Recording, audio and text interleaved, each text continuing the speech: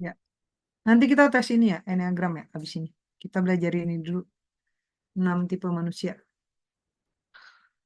Jadi kalau di kebudayaan sebenarnya ada eh, tipologi juga, tapi tergantung dari nilai-nilai kebudayaan itu gitu. Nanti kita pelajari soal archetype dari si teorinya Jung gitu ya, karena ini nanti runutan ya teorinya Jung dengan archetype ini. Tapi Bapak Ibu pahamilah bahwa kadang-kadang dalam menilai sebuah budaya atau satu kelompok masyarakat, kita juga secara tidak sengaja melakukan tipologi ini.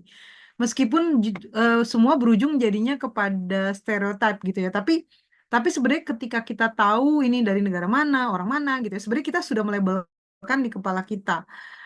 Memang setiap negara punya individu dengan karakter yang berbeda-beda, tapi entah kenapa eh, tipologi ini selalu muncul gitu ya di dalam masyarakat gitu. Jadi ada yang sifatnya ini teorinya Sprenger yang menggolongkan manusia menjadi 6 bidang gitu ya. Kita bagi jadi 2 kelompok. Pertama ada bidang ini yang dibagi berdasarkan sehubungan dengan manusia sebagai individu. Jadi terdapat nih 4 budaya: manusia pengetahuan, manusia ekonomi, manusia kesenian, dengan manusia agama gitu ya. Jadi 4 ini. Sedangkan kalau berdasarkan manusia sebagai anggota masyarakat itu dibagi menjadi 2, yaitu manusia kemasyarakatan dan manusia politik. Sekali lagi, pembagian ini tidak berdasarkan tes seperti yang kita lewati kemarin atau nanti kita akan lakukan lagi gitu ya teman-teman. Tapi pembagian ini adalah berdasarkan penilaian kita pada kecenderungan archetype yang dibawa oleh leluhur kepada satu budaya. Gitu. Makanya kalau kita lihat di sini teman-teman, tipe-tipe ini mencirikan seperti demikian. Misalnya yang dominan mempengaruhi adalah pengetahuan, maka itu disebut dengan manusia teori. Nah, dan tingkah lakunya adalah berpikir. Beberapa negara sepakat bahwa kayak Amerika itu termasuk ke dalam manusia teori karena dia punya portal Juna yang cukup banyak, kiblatnya psikologi bahkan ke Amerika gitu ya. Jadi memang mereka adalah manusia pengetahuan yang banyak bikin riset gitu ya. Lepas dari orang Yahudi yang banyak jadi apa namanya? Jadi ilmuwan ya teman-teman ya. Tapi Amerika memang cenderung dengan manusia teori karena manusia di sana banyak perilaku manusia yang lebih kepada dasarnya adalah berpikir. Sedangkan ada juga negara yang perilaku dominan manusia di sana adalah ekonomi, sehingga dia disebut dengan manusia ekonomi dan tingkah lakunya bekerja. Beberapa riset menyatakan kayak Cina gitu misalnya, nah mereka disebut dengan manusia ekonomi karena di sana warna paling besar di negara Cina itu adalah ekonomi gitu, gitu ya teman-teman ya. Terus juga ada manusia seni. Manusia yang dominan dominan sebenarnya masyarakat di budaya itu adalah kesenian gitu, dan tingkah lakunya yang menikmati keindahan. Kayak kalau kita ke Bali teman-teman, itu sebagian besar itu adalah orang seni sebenarnya gitu ya, yang disebut sebagai manusia estetis, di mana dia menikmati keindahan, menikmati seni gitu ya. Dan eh, ini memang menjadi warna di masyarakat. Pertanyaannya gini, apakah semua orang Bali berkesenian? Tidak, tapi kalau kita melihat secara keseluruhan di Bali itu memang ya kebanyakan kesenian menjadi sangat menonjol di sana. Memang ada eksplor wisata yang sebenarnya membutuhkan eksplorasi dari kesenian tersendiri gitu ya. Tapi memang manusia Bali itu eh, manusia seni gitu. Dan ini tidak bisa kita elakkan, memang ada unsur itu gitu ya. Atau misalnya manusia religius, Indonesia itu manusia religius yang tingkah laku dasarnya adalah memuja, dan yang menonjol dalam perilaku manusianya adalah keagamaan. Saya nggak tahu apakah di negara lain demikian, tapi beberapa kawan saya di negara yang berbeda itu sampai di dalam KTP-nya ya, KTP ya, ID card dari citizen card, itu jarang banget menginput yang namanya agama gitu. Tapi di Indonesia tuh ada itu gitu ya. Dan itu begitu kental di masyarakat kita bahwa agama menjadi hal yang penting banget, bahkan kita masih tidak oke kan dengan hal-hal yang sifatnya tabu gitu teman-teman. Waktu lalu kan kayak kelompok LGBT minta diresmikan tuh jadi legal gitu ya di negara Indonesia, demo-demo kanan kiri panas-panasan, itu hal yang sangat mustahil dilakukan di negara kita sangat mustahil, teman-teman. Dia mau demo kayak apa tahu pun, tapi negara kita tidak akan melakukan itu karena base dari negara kita masih religiusitas gitu. Jadi memang masih keagamaan. Itulah lepas dari orang yang beragama itu masih korupsi gitu ya, seperti yang kita tahu ya Pak Slamet ya, tingkat korupsi di Kementerian Agama tinggi banget ya Pak, kayak berbanding terbalik dengan namanya. Tapi memang tetap warna warna dari orang-orang di negara kita masih keagamaan gitu. Bahkan kalau di Gen Z sih nggak terlalu ya, kalau di Gen Z nggak terlalu. Tapi kalau saya masih duduk bareng dengan kelompok milenial atau kelompok yang di atasnya gitu ya, itu selalu nanya, ibu agamanya apa gitu. Padahal sebenarnya itu hal yang tabu banget ditanyakan di negara lain. Kayak waktu saya kan tidak makan babi ceritanya ya teman-teman ya. Jadi saya tidak makan babi nih. Bukan karena saya merasa babi itu haram gitu ya Pak Pak Manurung ya. Jadi bukan Pak, saya pernah ternak babi Pak. Jadi saya tuh baper gitu loh ngelihat babi itu nangis gitu. Jadi sejak itu saya kayak bersumpah saya anggap babi itu keluarga saya sendiri gitu. Jadi saya nggak pernah makan babi lah sejak itu gitu ya. Jadi saya nggak pernah makan. Nah waktu saya ke Denmark, saya mengunjungi sepupu saya di sana. Jadi mereka itu kayak agak repot masaknya karena di keluarga itu semua masak makan babi gitu dan cuma saya yang enggak. Jadi mereka harus makan masak bebek gitu atau ayam panggang gitu untuk saya. Dan mereka ketika nanyain ke saya, mereka tuh sampai minta maaf berkali-kali cuma untuk nanya, kenapa kamu tidak makan babi? Apakah ini masalah agama gitu? Karena ini sensitif banget ketika orang nanya soal agama ke orang lain gitu. Tapi di Indonesia, patokan agama itu pertanyaan tentang agama itu menjadi hal yang lumrah aja ditanyakan gitu loh. Kamu agamanya apa gitu? Itu biasa banget. Tapi di generasi Z ingat ya, generasi Z ini kan generasi yang sudah terbuka dengan media sosial. Jadi mereka belajar banyak dari banyak negara, banyak orang gitu segala macam. Sepengalaman saya nggak tahu apakah Bapak Ibu sama dengan saya, tapi sepengalaman saya, generasi Z ketika saya nongkrong dengan mereka, itu nggak pernah mereka nanya agama. Jadi kita tahu dari mana mereka punya agama, ya agamanya apa ya ketika misalnya, yuk kita pergi ke sini yuk, oh nggak bisa gue mau sholat dulu gitu, oh nggak bisa hari Minggu gue ke gereja, oh baru tuh, oh ternyata Kristen gitu. Jadi kita bisa temenan lama tanpa tahu agamanya gitu. Tapi kalau di generasi milenial ke atas, jadi yang sudah dewasa-dewasa nih, pertanyaan tentang agama itu sering banget ditanyakan. Lepas dari pertanyaan kapan kawin ya Kak Sorta ya, gitu ya, kapan kawin gitu ya. Itu juga banyak banget pertanyaan. Tapi Gen Z itu nggak tahu kenapa pola pikirnya sudah agak sedikit ke barat-baratan gitu karena sedikit terbuka. Tapi teman-teman ini yang saya alami ya. Bahkan Gen Z itu sebel banget kalau ada orang yang nanyain soal kawin ke orang lain gitu.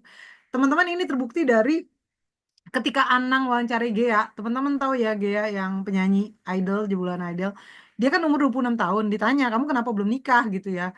Kamu masih suka cowok kan, kayak gitu. Nah orang Gen Z tuh marah semua ditanyain kayak gitu gitu. Jadi dia tuh ngerasa si Anang ini kolot banget gitu. Teman-teman pasti tahu kasus ini ya. Ketika Gen Z marah ya tahu sendiri ya, jempolnya itu sangat tajam ketika dia berkomen gitu ya. Tapi negara kita masih religius. Maka pertanyaan tentang agama, memasukkan agama di KTP itu masih kayak penting banget ditanyakan gitu ya. Bahkan ada beberapa syarat masuk kerja juga agama tertentu gitu ya. Lihatlah betapa agama itu sangat mendasari negara kita. Beberapa isu kerukunan di antara kita sangat gampang tergoyahkan cuma karena masalah agama. Teman-teman juga pasti tahu ini. Apalagi kalau udah mau pemilihan presiden, udah goreng, goreng apa yang digoreng? Agama. Paling enak digoreng agama. Gitu. Itu udah pasti gitu. Kenapa kita bisa terpancing ya? Karena kita manusia agama. Entah agama yang mana yang dimaksud, entah religius mana yang dimaksud, yaitu kembali kepada manusia masing-masing. Tapi agama itu masih dipegang. Entah agama yang mana gitu ya. Teman-teman tangkap nggak agama yang mana? Maksudnya ajaran yang mana yang akhirnya tersulut dikit jadi berantem bawa golok pukul-pukulan kan? Tapi atas dasar agama loh ya.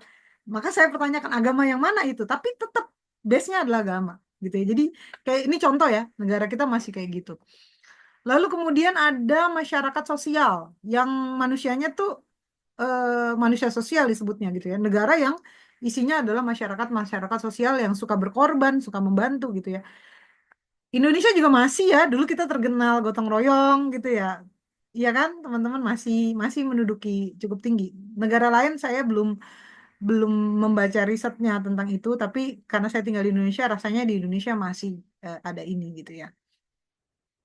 Ada beberapa negara yang sudah mulai luntur karena beberapa kasus, misalnya gini, kalau ada kecelakaan, si A nih kecelakaan, lalu saya bantu si A. itu bisa-bisa saya yang dituntut untuk membayar rumah sakitnya si A gitu. Makanya orang kayak agak males ngebantu. Teman-teman pasti pernah zaman beberapa tahun yang lalu pernah dihebohkan dengan video seorang anak yang terlindas di parkiran gitu ya oleh sebuah mobil tapi tidak ada yang nolongin. Itu terjadinya di Cina ya. Sampai akhirnya Pak dan dilindas berkali-kali ya sampai akhirnya ada pemungut kayak pemungut sampah dia yang minggirin anak itu. Nah, waktu itu saya kesel banget ngeliat itu, tapi ketika saya dengar penjelasannya, saya nggak bilang ini benar ya, tapi saya memaklumi, bukan memaklumi ya, saya agak sedikit mengerti kenapa mereka begitu.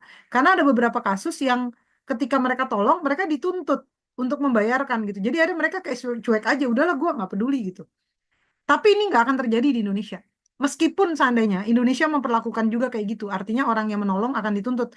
Saya yakin tidak akan terjadi di mana orang terlindas di jalan dan orang lain akan cuek. Itu nggak akan terjadi di bangsa kita. Saya percaya. Ini perkataan baik ya, supaya kita nggak luntur gitu ya. Meskipun sekarang ini sudah mulai agak memudar gitu ya Kak Sorta. Dulu zamannya saya waktu kecil, saya pernah jalan di sebuah jalanan yang sepi gitu ya. Nggak ada orang, nggak ada angkot gitu ya. Saya sama papa saya jalan kaki, lalu kemudian ada orang yang bisa nawarin naik mobil bareng gitu.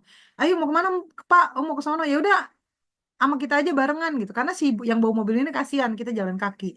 Dan kita naik itu, mobil itu sampai di perempatan kita turun. Dan itu udah deket dari rumah. Dulu ya.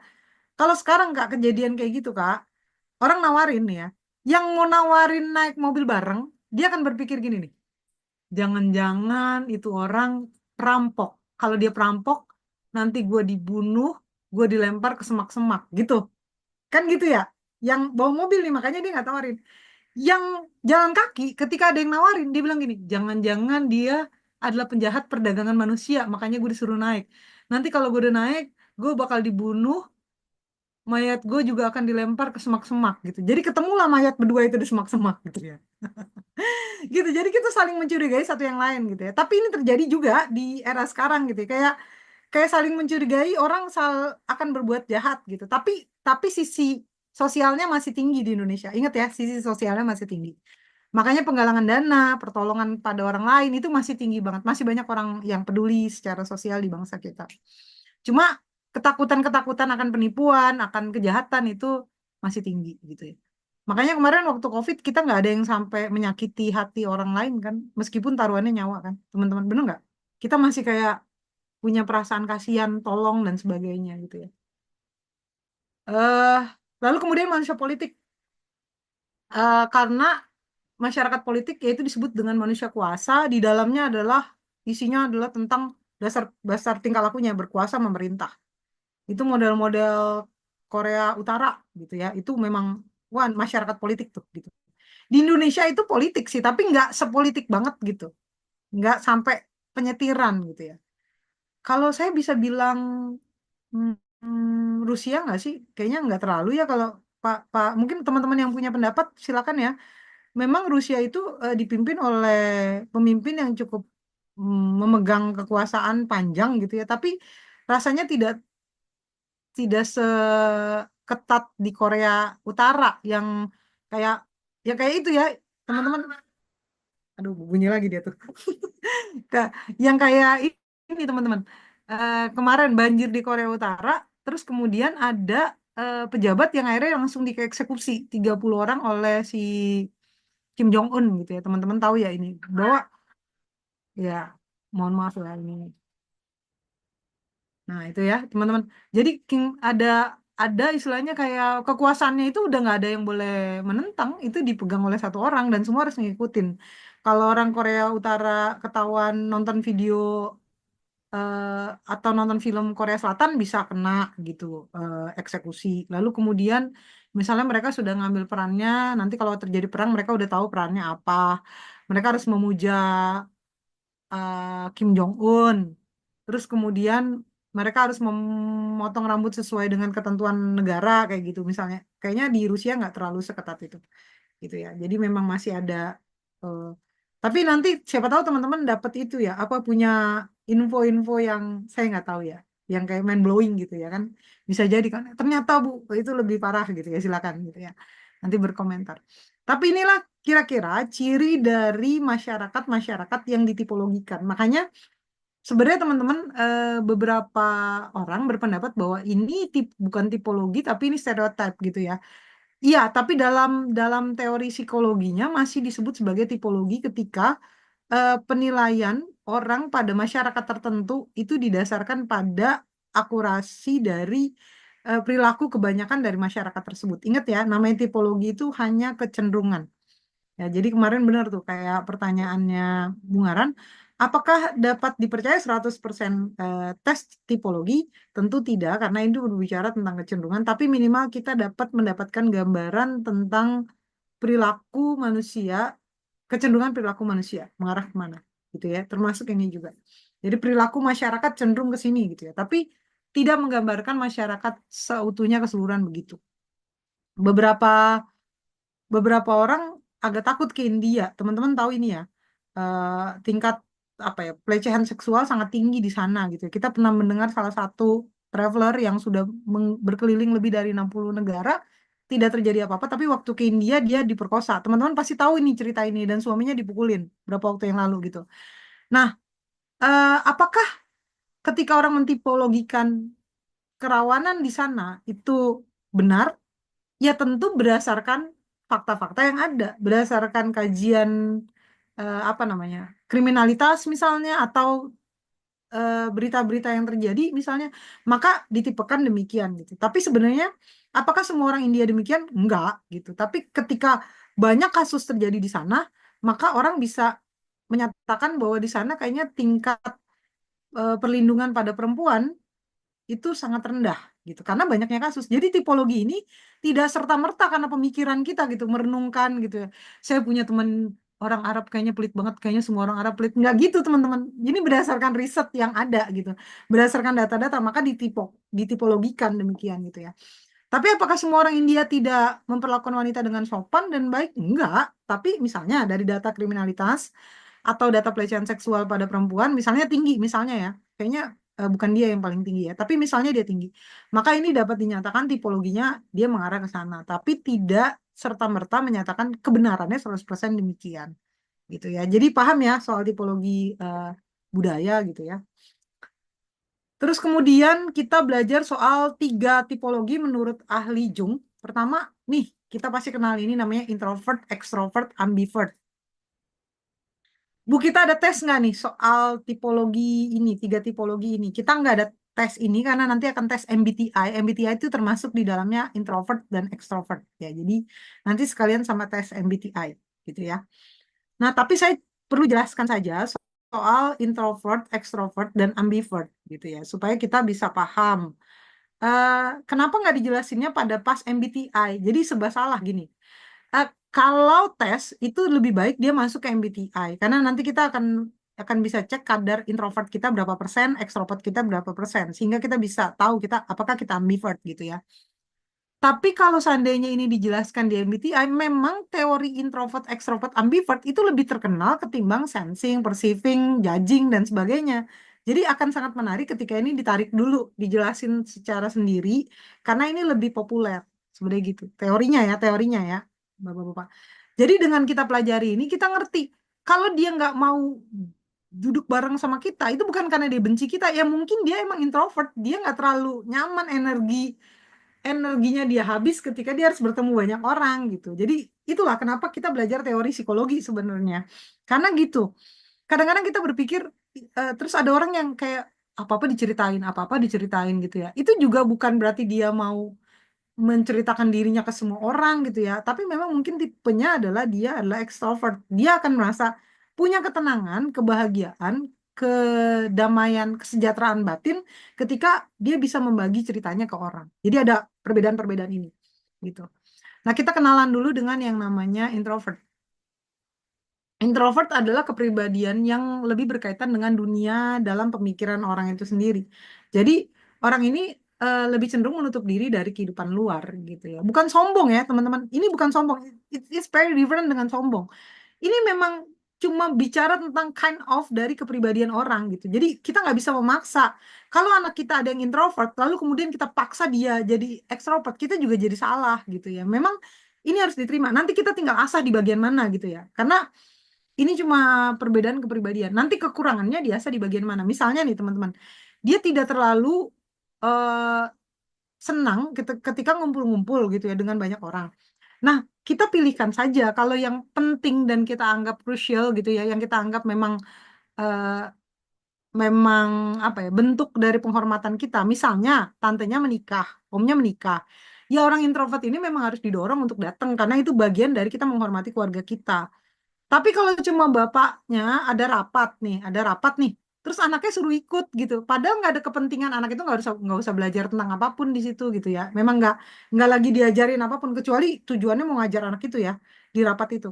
Terus dia ngajak anaknya masuk gitu. Dia kayak berat untuk anak itu dan kita nggak bisa paksa. Jadi kalau misalnya dibilang, Pak, aku tunggu di luar ya. Kalau nggak ada kepentingan mengajarkan sesuatu dalam rapat itu ke anak ya, ya nggak apa-apa dia tinggal di luar gitu. Jadi memang itu cuma bicara soal kepribadian yang berbeda dengan kita gitu ya.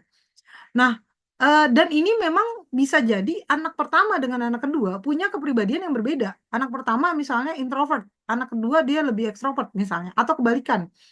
Ya memang itu bagian dari apa ya, keunikan Tuhan gitu ya, kekreatifan Tuhan menciptakan manusia. Kayak kemarin kita belajar soal sanguin, phlegmatis, koleris, melankolis gitu ya. Demikian juga kita mempelajari ini.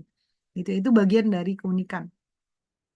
Cirinya adalah dia senang menyendiri. Dia pemikir, dia pemalu, dia pendiam, dia lebih senang bekerja sendiri, lebih suka berinteraksi satu satu orang ke satu orang gitu ya.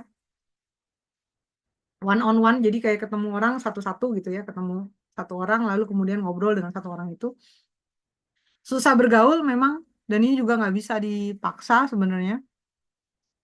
Terus kemudian dia lebih senang berimajinasi, jarang bercerita, lebih suka mendengarkan orang lain bercerita, senang dengan kegiatan yang tenang, membaca, bermain komputer, memancing, bersantai, lebih senang mengamati dalam sebuah interaksi, jadi ngeliatin, senyum gitu ya, ketawa gitu. Tapi dia nggak bikin joke, tapi dia ketawain orang, bisa bisa gitu ya. Berpikir dulu baru berbicara atau melakukan, lebih mudah mengungkapkan perasaan dengan tulisan. Nah, ini adalah orang-orang introvert. Biasanya orang introvert memang apa namanya, jarang sekali mau apa namanya, proaktif dia. Jadi dia lebih reaktif aja. Tapi teman-teman bukan berarti mereka itu orang yang sombong ya. Sekali lagi itu sangat berbeda. Jadi introvert itu bukan berarti sombong. Introvert itu kalau diajak bicara, dia akan sopan, dia akan berperilaku sesuai dengan norma gitu ya. Jadi sangat berbeda.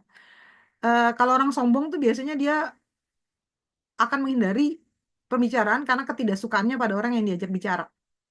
Jadi bukan karena kepribadiannya, tapi karena rasa tuh tidak suka. Tidak suka tuh bisa jadi karena merendahkan atau merasa orang lain itu lebih berada di bawah dia gitu. Jadi kayak gitu ya. Jadi agak beda ini. Sedangkan kalau introvert memang dia berusaha untuk menghargai orang, dia ada di situ, tapi dia nggak, memang bukan kepribadiannya untuk bicara duluan gitu. Jadi dia lebih banyak mendengarkan gitu. Dan dia tidak melanggar norma apapun. Teman-teman bisa ikuti ya. Sedangkan kalau ekstrovert itu kebalikan dari introvert. Jadi dia lebih berkaitan dengan dunia luar manusia. Dia cenderung bersifat membuka diri terhadap kehidupan luar. Nah, cirinya adalah dia senang bersama orang, jadi senang ngumpul, senang nongkrong gitu ya. Percaya diri, aktif, lebih senang bekerja dengan kelompok.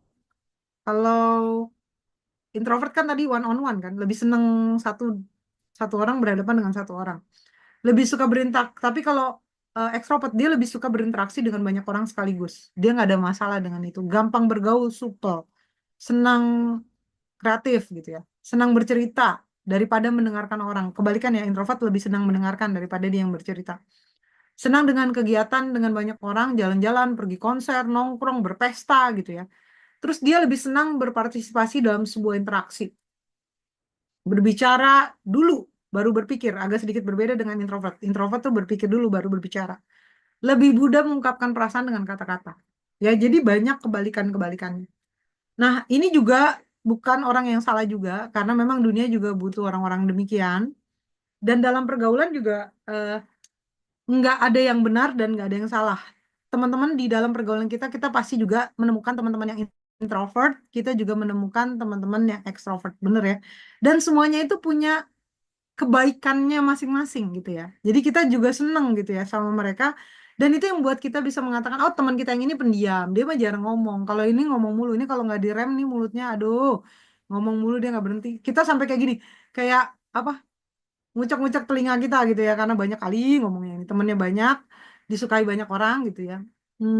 Bisa bergaul, dimanapun dia ada, dia happy, dia energinya didapat dari ketemu banyak orang. Kalau introvert energinya didapat dari menyendiri. Ketika banyak orang, ketika bertemu dengan orang banyak, dia kayak mengeluarkan energi. Terus dia akan merasa capek sebenarnya gitu ya. Jadi dia nggak suka basa-basi, dia capek ketemu banyak orang. Tapi ekstrovert itu dia justru mendapatkan energi ketika bertemu banyak orang. Sekali lagi teman-teman, mohon maaf, jangan bilang introvert sombong ya. Enggak.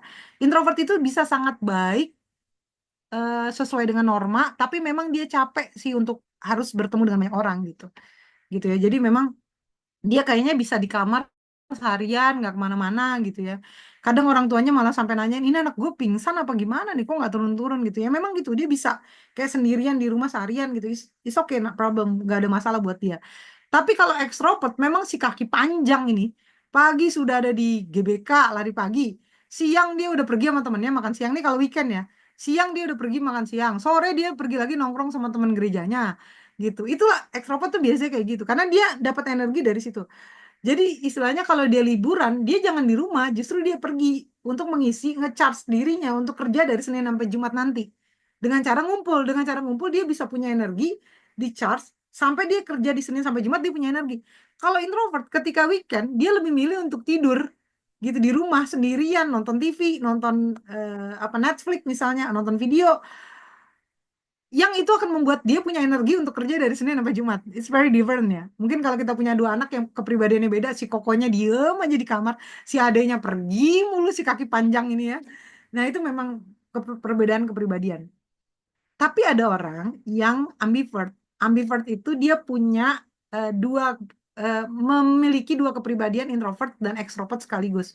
Tapi bukan berarti dia itu adalah orang yang punya dua kepribadian artinya gangguan jiwa ya. Enggak, teman-teman. Tapi memang gini, orang-orang ambivert itu adalah orang-orang yang dapat berubah jadi introvert, tapi juga dapat berubah jadi ekstrovert.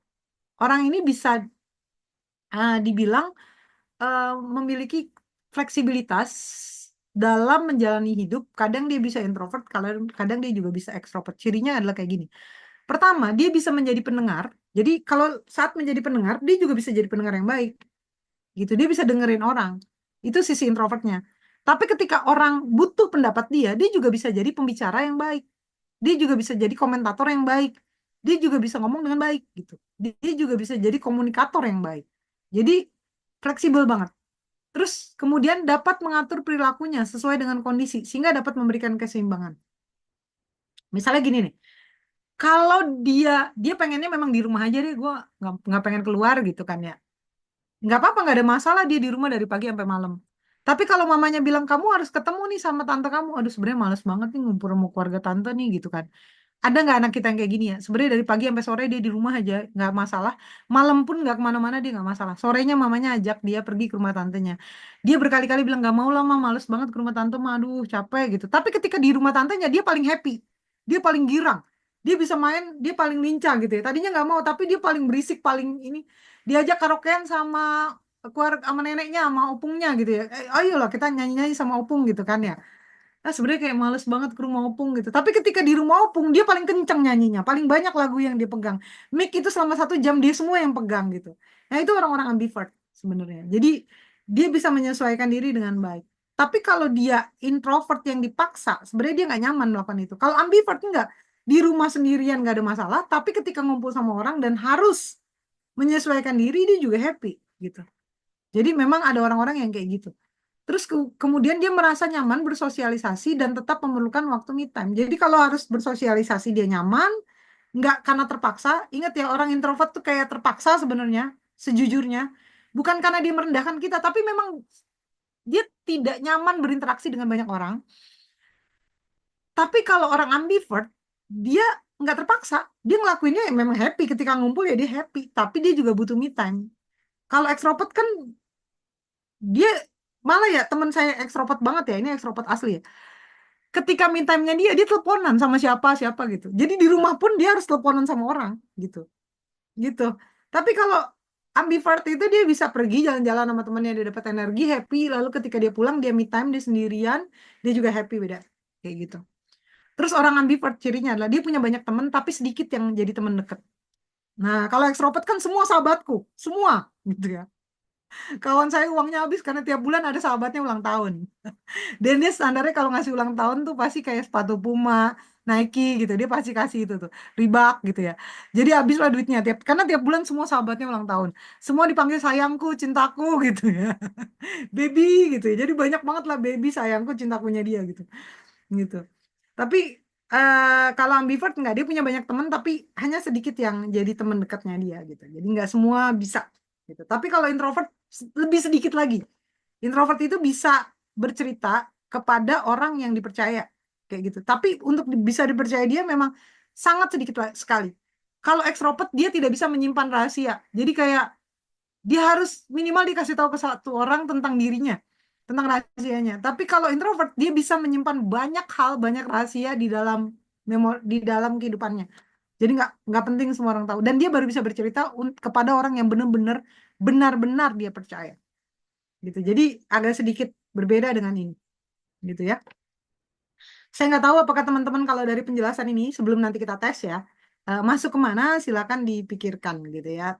Nah, kadang-kadang gini, ada kerjaan-kerjaan, sebenarnya aslinya kita introvert, tapi ada kerjaan-kerjaan kita yang menuntut kita untuk berkumpul dengan banyak orang, duduk dengan banyak orang, termasuk pekerjaan jadi dosen, gitu ya.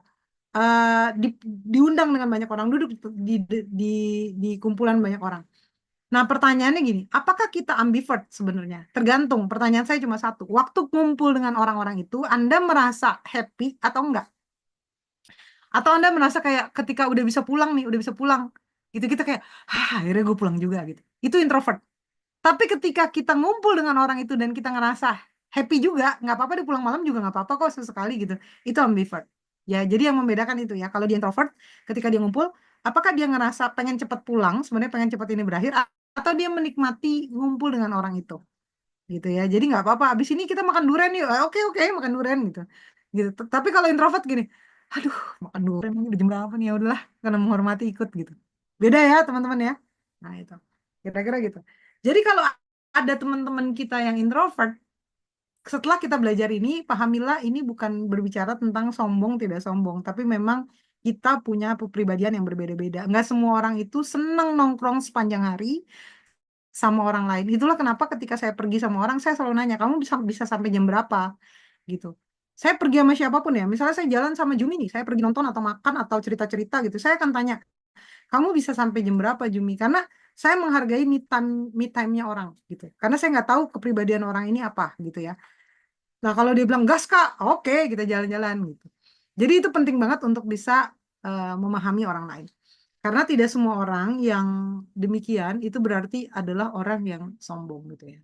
Terus kayak kayak gini loh, ada orang yang kita ajak jalan terus kemudian dia nggak bisa karena dia mau me time hari itu gitu ya. Kita juga nggak bisa marah ke dia. Nggak semua orang kayak kita yang hobi banget nongkrong dan jalan gitu ya.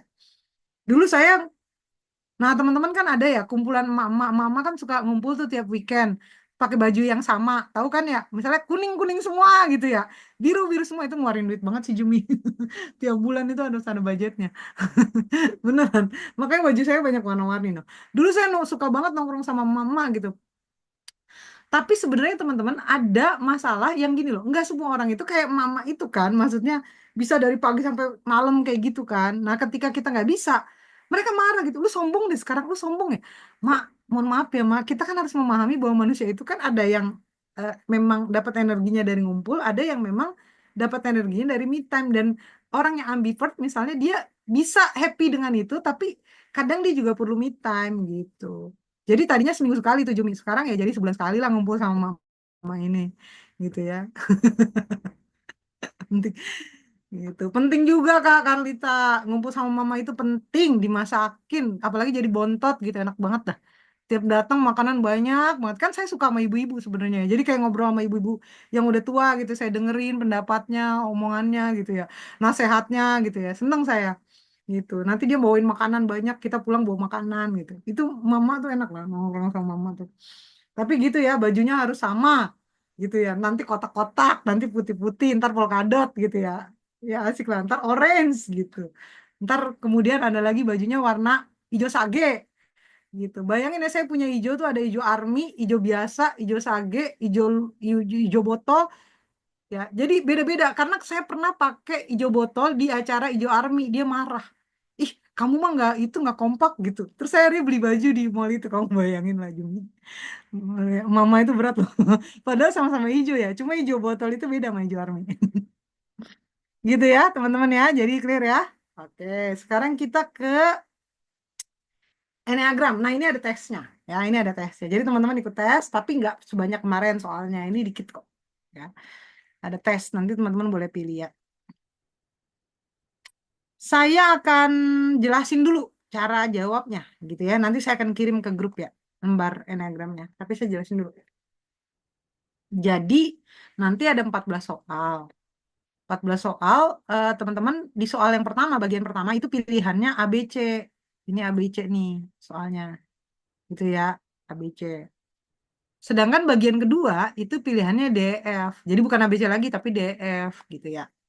Nah, teman-teman kalau saya munculin soal pertama, teman-teman jawabnya dengan mengetik angka 1 di Excel. Gitu ya. Misalnya teman-teman jawabnya A, nomor 1 kayaknya A deh. Teman-teman ketik angka 1 di sini. Lalu kemudian kalau teman-teman nomor 2 kayaknya saya C nih. Ketik angka 1 di C. Begitu juga dengan bagian kedua. Kalau bagian kedua soal nomor 1 kayaknya saya E deh. Maka ketik angka 1 di E. Nanti teman-teman akan dapat totalnya di sini. Ya. Kalau teman-teman mau silang juga nggak apa-apa, tapi kan ngitungnya jadi manual. Tapi ini kan lebih dikit ya ketimbang kemarin. Apakah clear teman-teman cara isiannya? Udah oke ya. Clear, Nanti Ibu. kita akan ya oke. Saya kirim ke sini ya, ke apa namanya ke chat Zoom ya. Iya, iya. Untuk teman-teman yang bawa laptop ya bisa di-download. Tapi teman-teman yang tidak bawa laptop bisa dibikin aja kayak gini gitu. Jadi nomor 1 sampai 7 aja ditulis nomor 1 sampai 7 nanti jawabannya A B C ya. Bagian kedua D E F gitu ya. Oke, saya kirim dulu. Ini harus ditutup soalnya filenya baru bisa dikirim. Sebentar.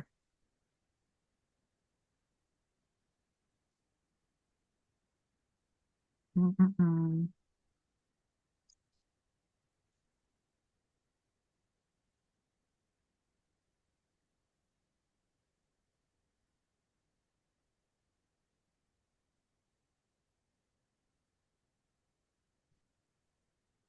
Bentar ya.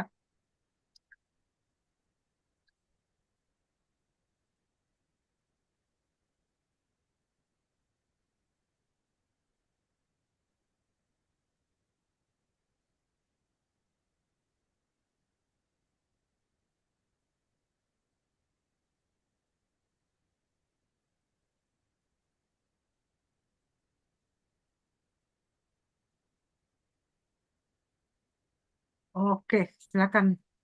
Nah, boleh di-download. Habis itu kita tes.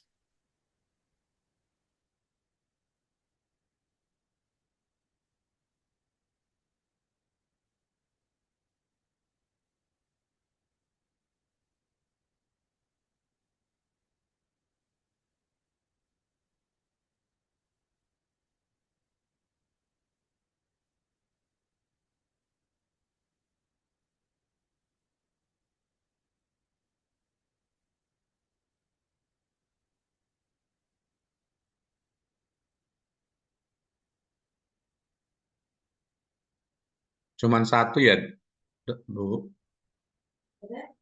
Iya, file Excelnya satu, Pak. Ya, cuman satu sheet ya. Oke, thank you. Iya, satu sheet aja. Oke, kalau sudah semua sudah siap info ya. Kita mulai tesnya ntar.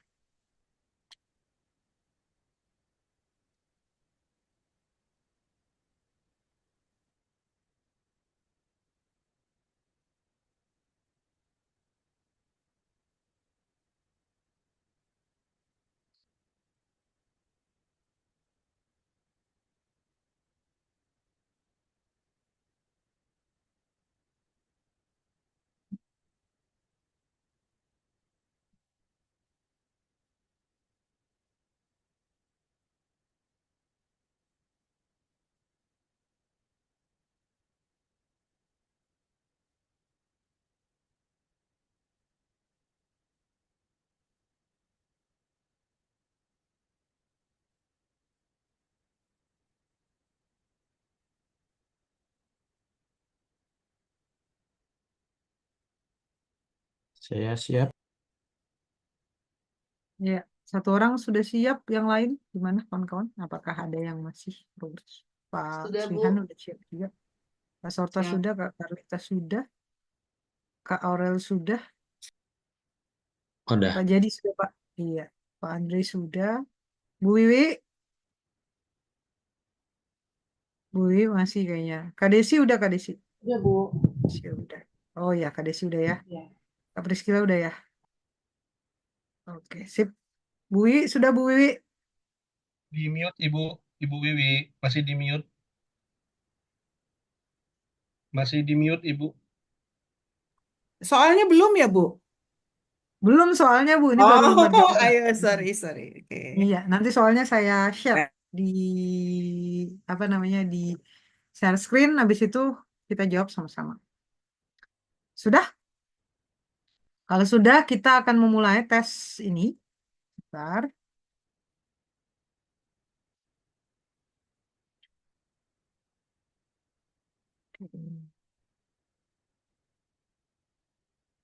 Ya, tes Enneagram.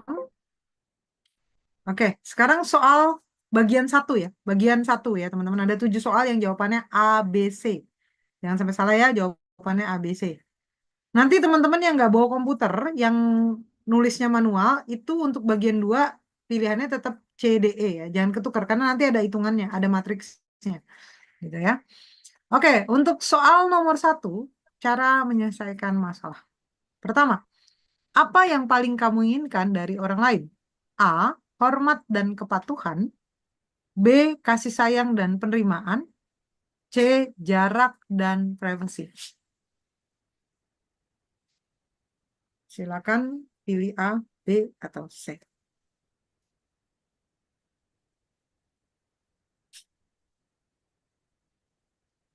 Sudah, ingat ya, walaupun saya mau hormat dan kepatuhan, tapi kasih sayang juga Bu. Ya harus dipikirin yang paling menonjol yang mana. Ingat ya, ini tipologi. Tipologi itu kecenderungan kita. Ya. Oke, sekarang yang kedua. Mana yang terbaik bagi kamu? A, memimpin orang lain. B, ditolong dan dilindungi. Atau C, bertindak menurut cara saya sendiri.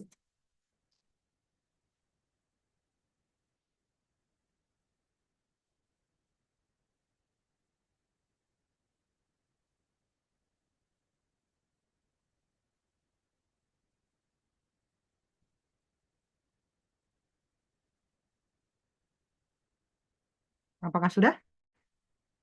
Kita ke nomor berikutnya. Nomor 3, mana yang kamu anggap paling penting? Orang lain, A, orang lain bertindak sesuai keinginan saya. B, berbuat sesuai harapan orang lain. Atau C, menuruti kehendak saya sendiri.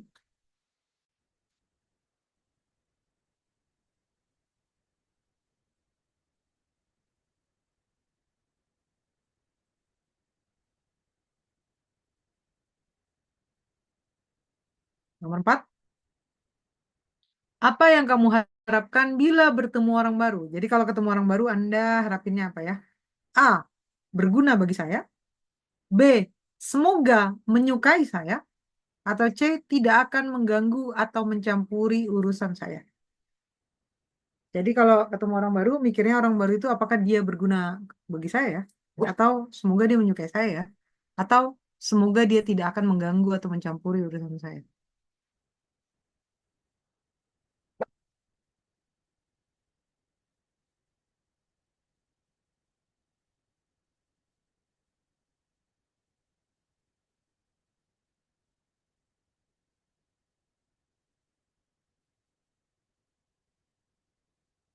Sudah? Berikutnya ya. Sifat mana yang tidak kamu sukai? Jadi yang nggak kita sukai ya.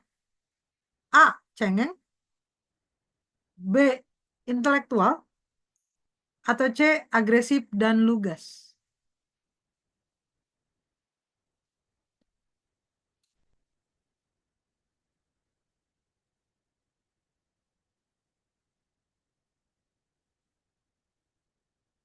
Nomor 6.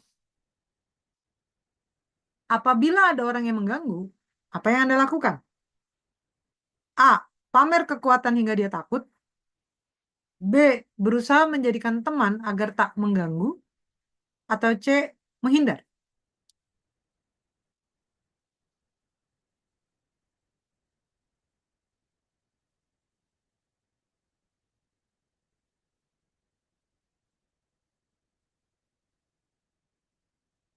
Dan terakhir untuk bagian pertama, nomor 7. Apa yang paling menjadi perhatian dalam hidupmu?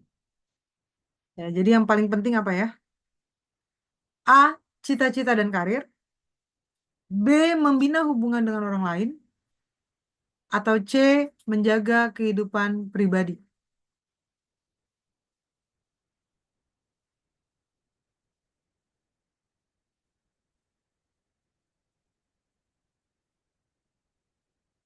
Sudah selesai di bagian pertama, Bapak Ibu?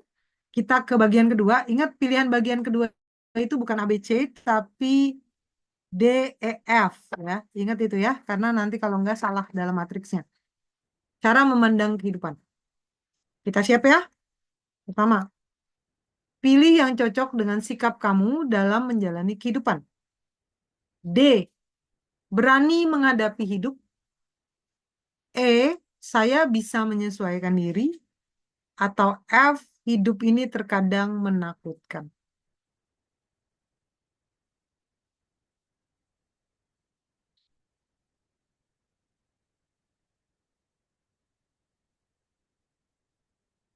Nomor 2. Bagaimana cara Anda dalam membuat suatu keputusan? D. Saya melakukannya sendiri. E. Terlebih dahulu berunding dengan orang lain. Atau F. Seringkali orang lain yang memutuskan.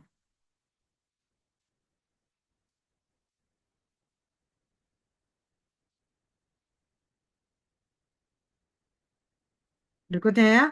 Bagaimana cara mengontrol perasaan Anda? D. Menghadapi hidup dengan tegar. E. Menyesuaikan diri terhadap tuntutan hidup. Atau F. Ikut arus kehidupan.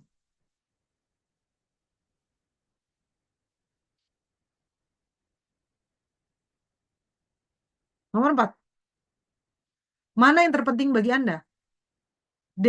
Mengatasi persoalan sesuai cara Anda. Cara saya gitu ya. E. Menyesuaikan kebutuhan pribadi dengan kebutuhan orang lain. Atau F. Menjaga segala sesuatu agar tetap terkendali.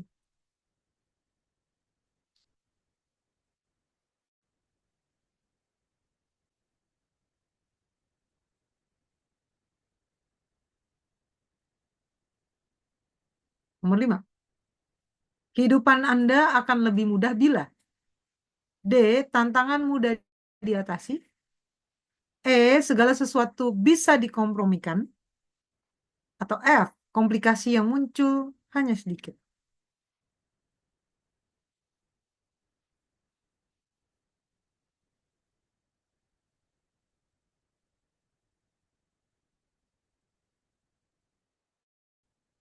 Nomor 6. Bila muncul masalah baru, yang Anda lakukan ya. D. Biasanya sanggup menghadapinya. E. Melakukan kompromi dan menyesuaikan. Atau F. Seringkali kewalahan.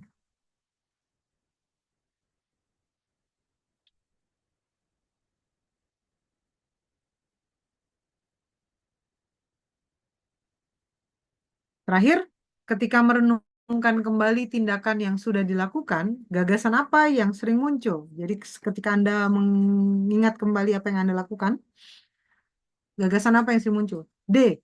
Sebenarnya saya mampu melakukannya dengan mudah, tapi ternyata usaha saya berlebihan. Atau E. Sering terpaksa kompromi meski sebenarnya tidak perlu. Atau F. Ternyata masalahnya tidak sesulit yang saya duga.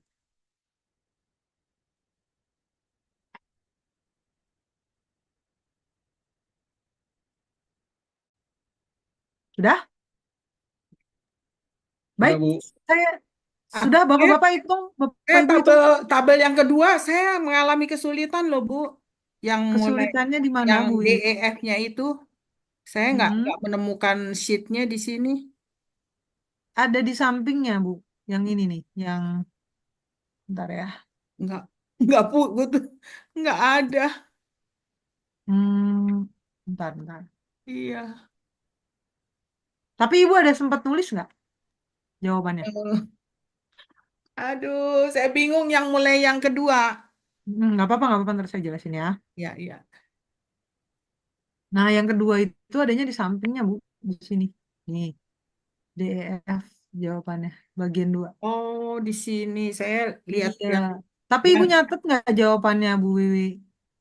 cuman yang itu yang 1 sampai yang ke 6 7 yang bagian yang pertama. 7 yang pertama aja, yang kedua Oh, itu sekarang kalau yang kedua kan jawabannya D, E, F. Tapi Ibu jawabannya kasih angka 1 ya di sini ya. iya, iya, iya. Kalau Ibu pilih. Kita kita teman-teman gimana? Kita kasih waktu buat Wiwi untuk jawab yang bagian kedua kah? Supaya bisa sama-sama ya. Mohon mohon izin paling Iya, 5 iya, Bu. menitan ya. Oke, Bu Wiwi siap ya. Kita Ya, ke ya. bagian kedua ya. Oke. Tapi itu tadi kok Mm-mm. hilang lagi. Bu, sorry Bu, ini hilang lagi di Mm-mm. tempat saya, Bu. Hilang lagi gimana, Bu? Heeh. Ibu Ini harus kan di-download dulu, Bu. Download di komputer Ibu. Oh, atau pakai saya catat aja dulu Bu yang itu Bu. Eh harus download dulu yang bagian ini kan. kedua. Tunggu sebentar. Bagian pertama Ibu nyatet nggak? Saya tulis di sini sih ada saya punya ada saya catat. Yang Ibu bagian kedua catat. ada. Sekarang bagian Iya. kedua catat lagi ya. Oh iya saya catat dulu aja sebelum Oke. itu. Tadi apa? Oke Yang ya, siap ya Bu Wiwi ya. ya ya Kita nomor. akan ulang bagian kedua. Mm. Teman-teman yang lain boleh ngitung mana yang paling banyak ya di bagian pertama dan bagian kedua. Kita akan ulang sebentar.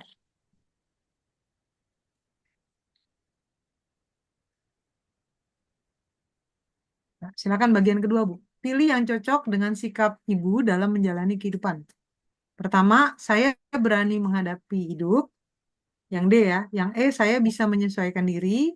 F, hidup ini terkadang menakutkan. Ibu jawab D, E, atau F. Ditulis ya. Ya, Oke. Sudah, Ibu? sudah. Ya, kita ke nomor 2 ya. Bagaimana cara Ibu dalam membuat satu keputusan? D, saya lakukan sendiri. E, terlebih dahulu berunding dengan orang lain. Atau F, seringkali orang lain yang memutuskan. Ibu jawab D, E, atau F, silakan ditulis, Bu. Ya. Oke. Nomor 3. Bagaimana cara mengontrol perasaan Ibu? D, menghadapi hidup dengan tegar. E, menyesuaikan diri terhadap tuntutan hidup. Atau F, ikut arus kehidupan. Ibu jawab D, E, atau F. Sudah, Bu Wi? Sudah. Nah, kita ke nomor 4 ya. Mana yang terpenting buat Ibu Wiwi? D, mengatasi persoalan sesuai cara Ibu. E, menyesuaikan kebutuhan pribadi dengan kebutuhan orang lain. Atau F, menjaga segala sesuatu agar tetap terkendali. Silakan Bu, D, E, Nah, atau F. sudah. Udah? Sudah. Sekarang kita ke nomor berikutnya Ibu ya, ke nomor 5. Kehidupan Ibu akan lebih mudah bila. Jadi kehidupan Ibu akan lebih mudah bila D, tantangan mudah diatasi. E, segala sesuatu bisa dikompromikan. Atau F, komplikasi yang muncul hanya sedikit. Silakan Bu, D, E, atau F. Sudah. Sudah? Sudah. Sekarang nomor 6. Bila muncul masalah baru, D, biasanya sanggup menghadapinya. E, melakukan kompromi dan menyesuaikan. Atau F, sering kali kewalahan. Silakan Bu, D, Ya. E, atau F. Sudah. Sudah? Sudah. Nomor 6. 7 sekarang ya. Ketika merenungkan kembali tindakan yang sudah Ibu lakukan, gagasan apa yang sering muncul? D, sebenarnya saya mampu melakukannya dengan mudah, tapi ternyata usaha saya berlebihan. Atau E, sering terpaksa kompromi meski sebenarnya tidak perlu. Atau F, ternyata masalahnya tidak sesulit yang saya duga. Apakah sudah? Sudah. Sudah ya? Ya. Baik, silakan nanti Ibu Wiwi dihitung di bagian pertama mana yang paling banyak A, B, atau C. Di bagian kedua mana yang paling banyak D, E, atau F. Silakan Bu, dihitung. Ya, ini nomor 7, Bu. Ibu udah kan ya? Sudah. Ya. Silakan, Bu. Bagian pertama mana yang paling gede angkanya? B. Nggak usah diomong di sini ya, Bu ya. Sudah mau. Di bagian kedua mana yang paling gede angkanya, gitu ya. Teman-teman juga sudah semua? Teman-teman sudah menemukan yang paling besar? Sudah. Sudah? Sudah ya? Sudah, Bu. Yuk kita hitung di matriksnya. Jadi ini ada 9 kepribadian, teman-teman. Ada 9 kepribadian. Saya ajarkan cara hitung matriksnya. Jadi gini, teman-teman. Kalau teman-teman di bagian pertama adalah teman-teman paling tinggi B nih. Ya, bagian pertama paling tinggi B.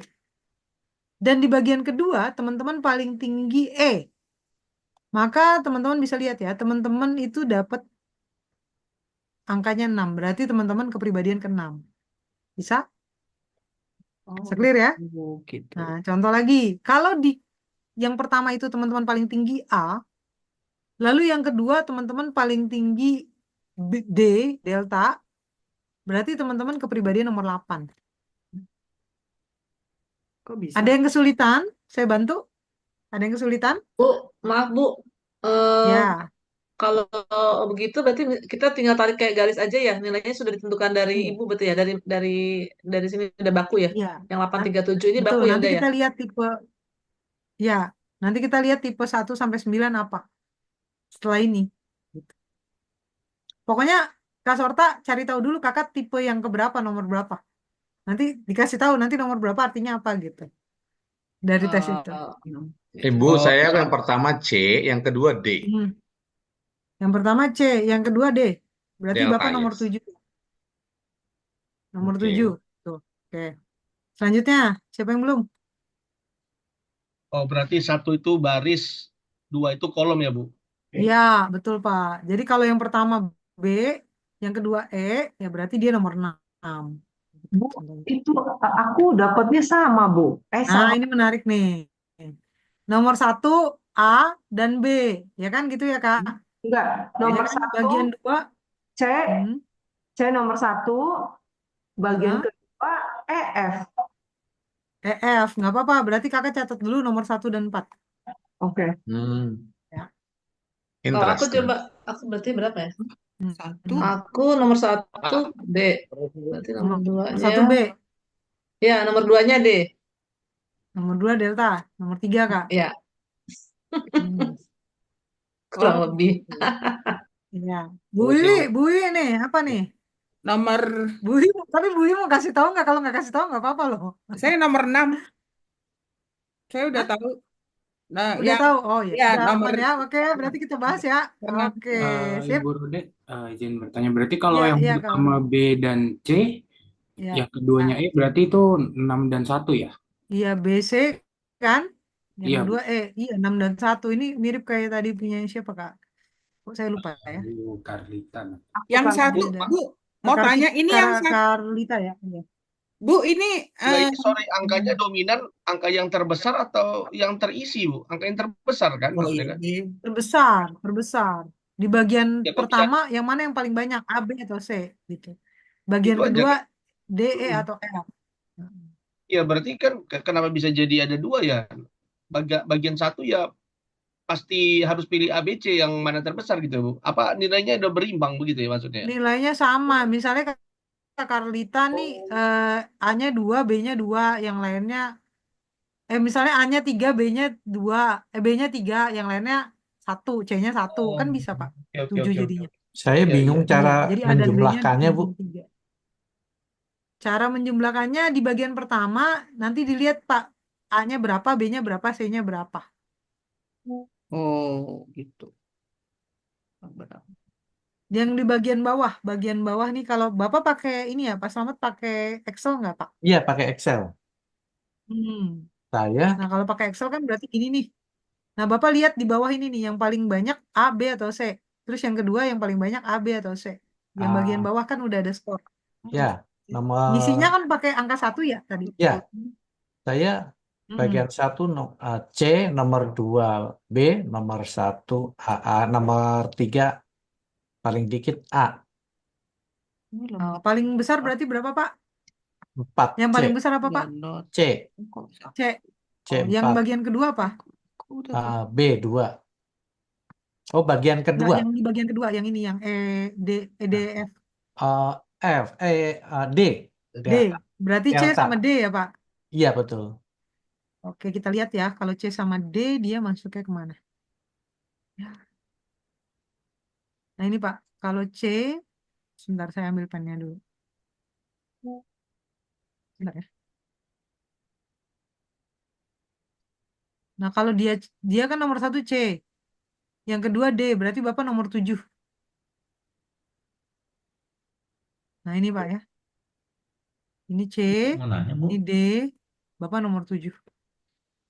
Bu, mau nanya. Ya, Pak. Saya yang ABC itu AB sama nilainya. AB sama.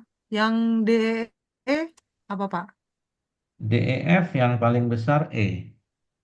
Berarti Bapak nomor 2 dan 6. Oh, gimana AB tuh sama cara kan? nentuinnya, Bu? Nomor 2 dan 6. Ini mirip kayak Kak Karlita juga nih. Oke, Bu, maaf Bu, sudah nanti semua? ini cara Ya, pembuatan Bu, penilaian matriksnya dikirimkan ya Bu ya? Di-share iya nanti ya? dikirimkan ini bagian paling bawah Kak dari PowerPoint-nya tuh, soalnya yang di atas. Bu, saya Udah B gitu. dan Terima E kasih. tadi, Bu. Ya, gimana Bu, gimana? saya B dan E jadi kepribadiannya keberapa tuh? B dan E, Iya. B dan E 6. Oh, 6 ya betul ya. Ya. Makasih, Bu. Oke, kita bahas teman-teman. Sudah dapat ABCD-nya dan nomor-nomornya jadinya sudah ya. Oke, kita bahas sekarang. Teman-teman masuk ke area mana ya? Oke, yang nomor 1, saya nggak tahu apakah ada dan saya tidak akan tanyakan karena ada orang-orang yang menyembunyikan hasilnya. Tapi teman-teman nanti ingat ya kalau jawab itu jangan berdasarkan norma ya, tapi bener-bener di hati kita kayak gitu ya. Jadi jangan kayak, tapi kan aku hamba Tuhan, nggak boleh kayak gitu ya. Misalnya saya ingin memanfaatkan orang gitu, tapi saya hamba Tuhan kan nggak boleh. Padahal emang aslinya pengen gitu. Itu harus dijawab jujur, kalau nggak nanti hasilnya nggak sesuai. Oke, nah ini adalah apa namanya nomor-nomornya. Sekarang saya akan ingetin nomor 1 adalah reformer atau dia perfeksionis. Seorang yang rasional, sangat idealis, punya jiwa kuat dalam membedakan benar dan salah. Umumnya seorang guru atau agen perubahan ingin selalu memperbaiki yang salah, tapi terkadang terlalu kritis dan terlalu perfeksionis. Nomor 2, dia adalah giver atau helper. Seorang yang berjiwa merawat, peduli kepada sesamanya, berhati lembut, tulus, dan empati kepada orang lain, mau berkorban untuk orang lain, suka membantu orang lain, terkadang sentimental atau perasa, terkadang punya masalah dalam hal menyampaikan kebutuhannya sendiri kepada orang lain, dan menuntut orang lain mengerti kebutuhannya. Ngomong dong gitu. Karena dia berpikirnya memberi aja, jadi kayak, saya juga sebenarnya punya kebutuhan tapi nggak enak ngomongnya, kayak gitulah sejenis itu. Nomor 3, achiever, motivator atau performer adalah seorang yang berorientasi pada prestasi, energik, semangat, percaya diri, punya ambisi untuk maju, terkadang terlalu berpikir tentang pandangan orang terhadap dirinya, terlalu gila kerja, dan terlalu suka bersaing untuk menang. Ya. Sedangkan nomor 4 itu adalah Anda yang romantik, artistik, dan individualis.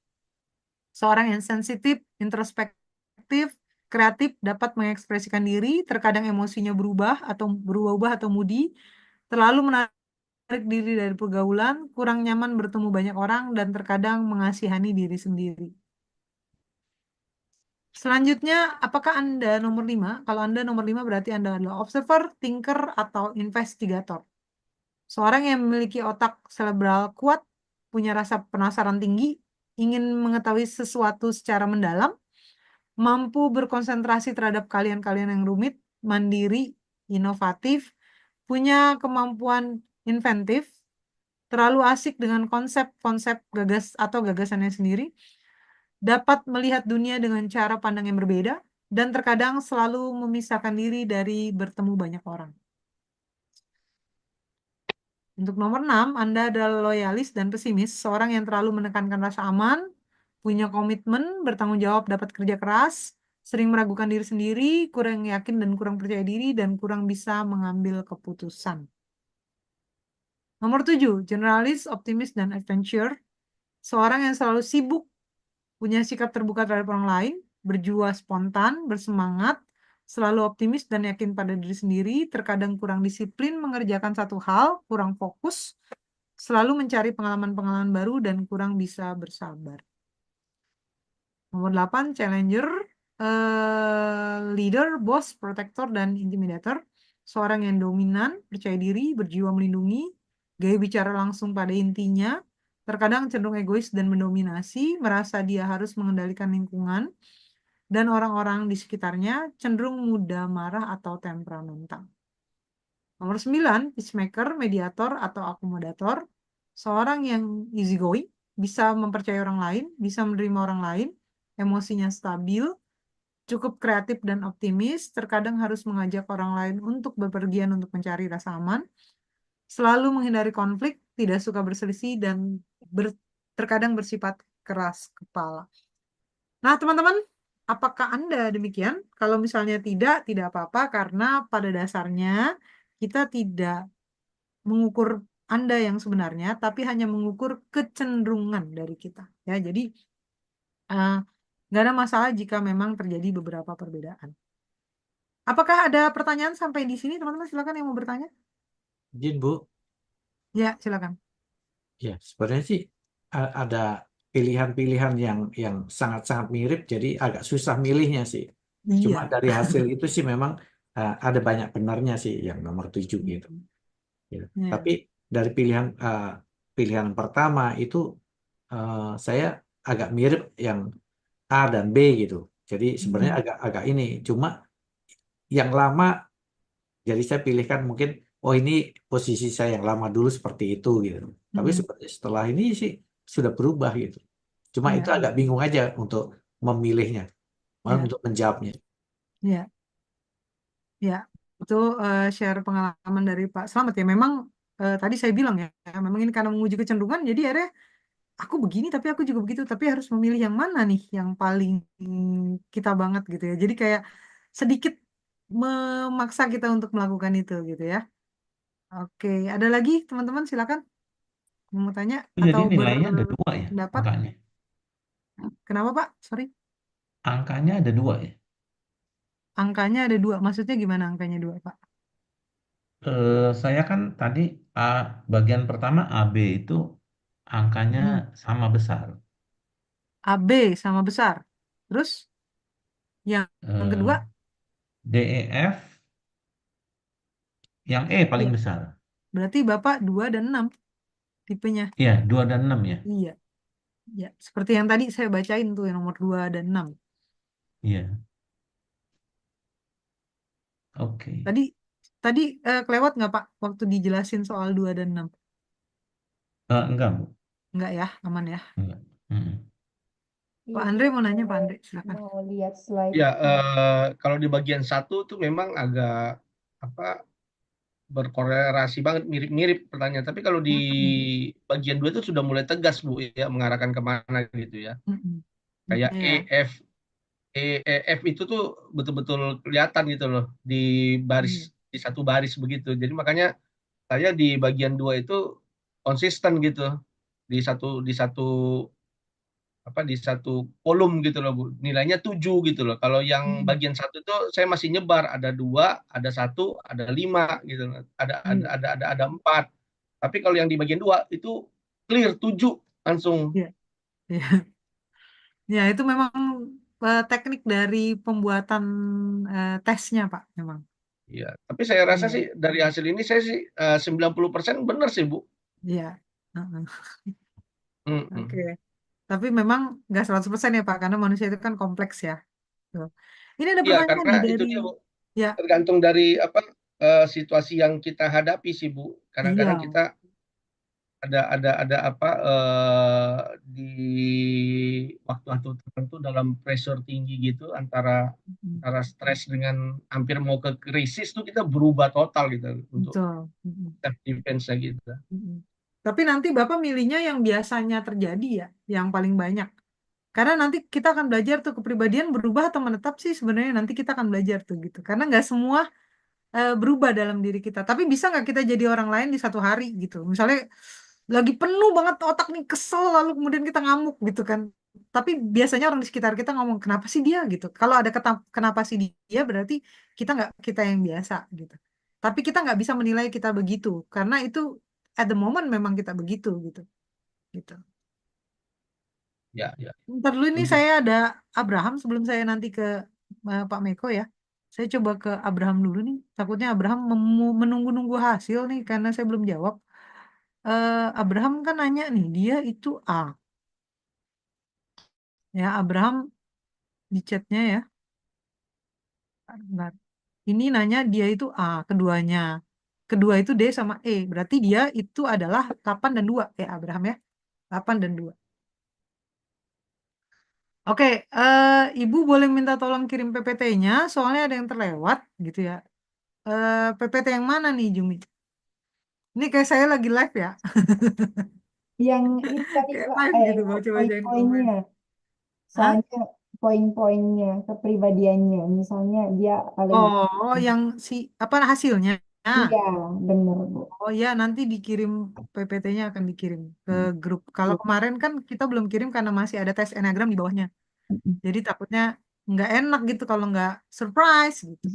Nanti dikirim after kita kuliah ya. Siap, thank you ya Bu ya. Oke, thank you. Nanti.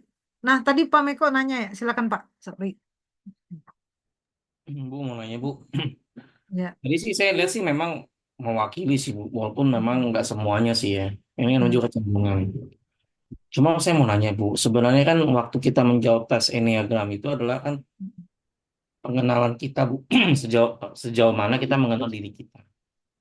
Nah, pertanyaan saya gini Bu, kan kita punya teman atau circle yang kenal kita nih, terus dia mengisi itu untuk menilai kita, ya kan? Dan kita melakukan sendiri berdasarkan pemahaman kita atau pengenalan kita sendiri.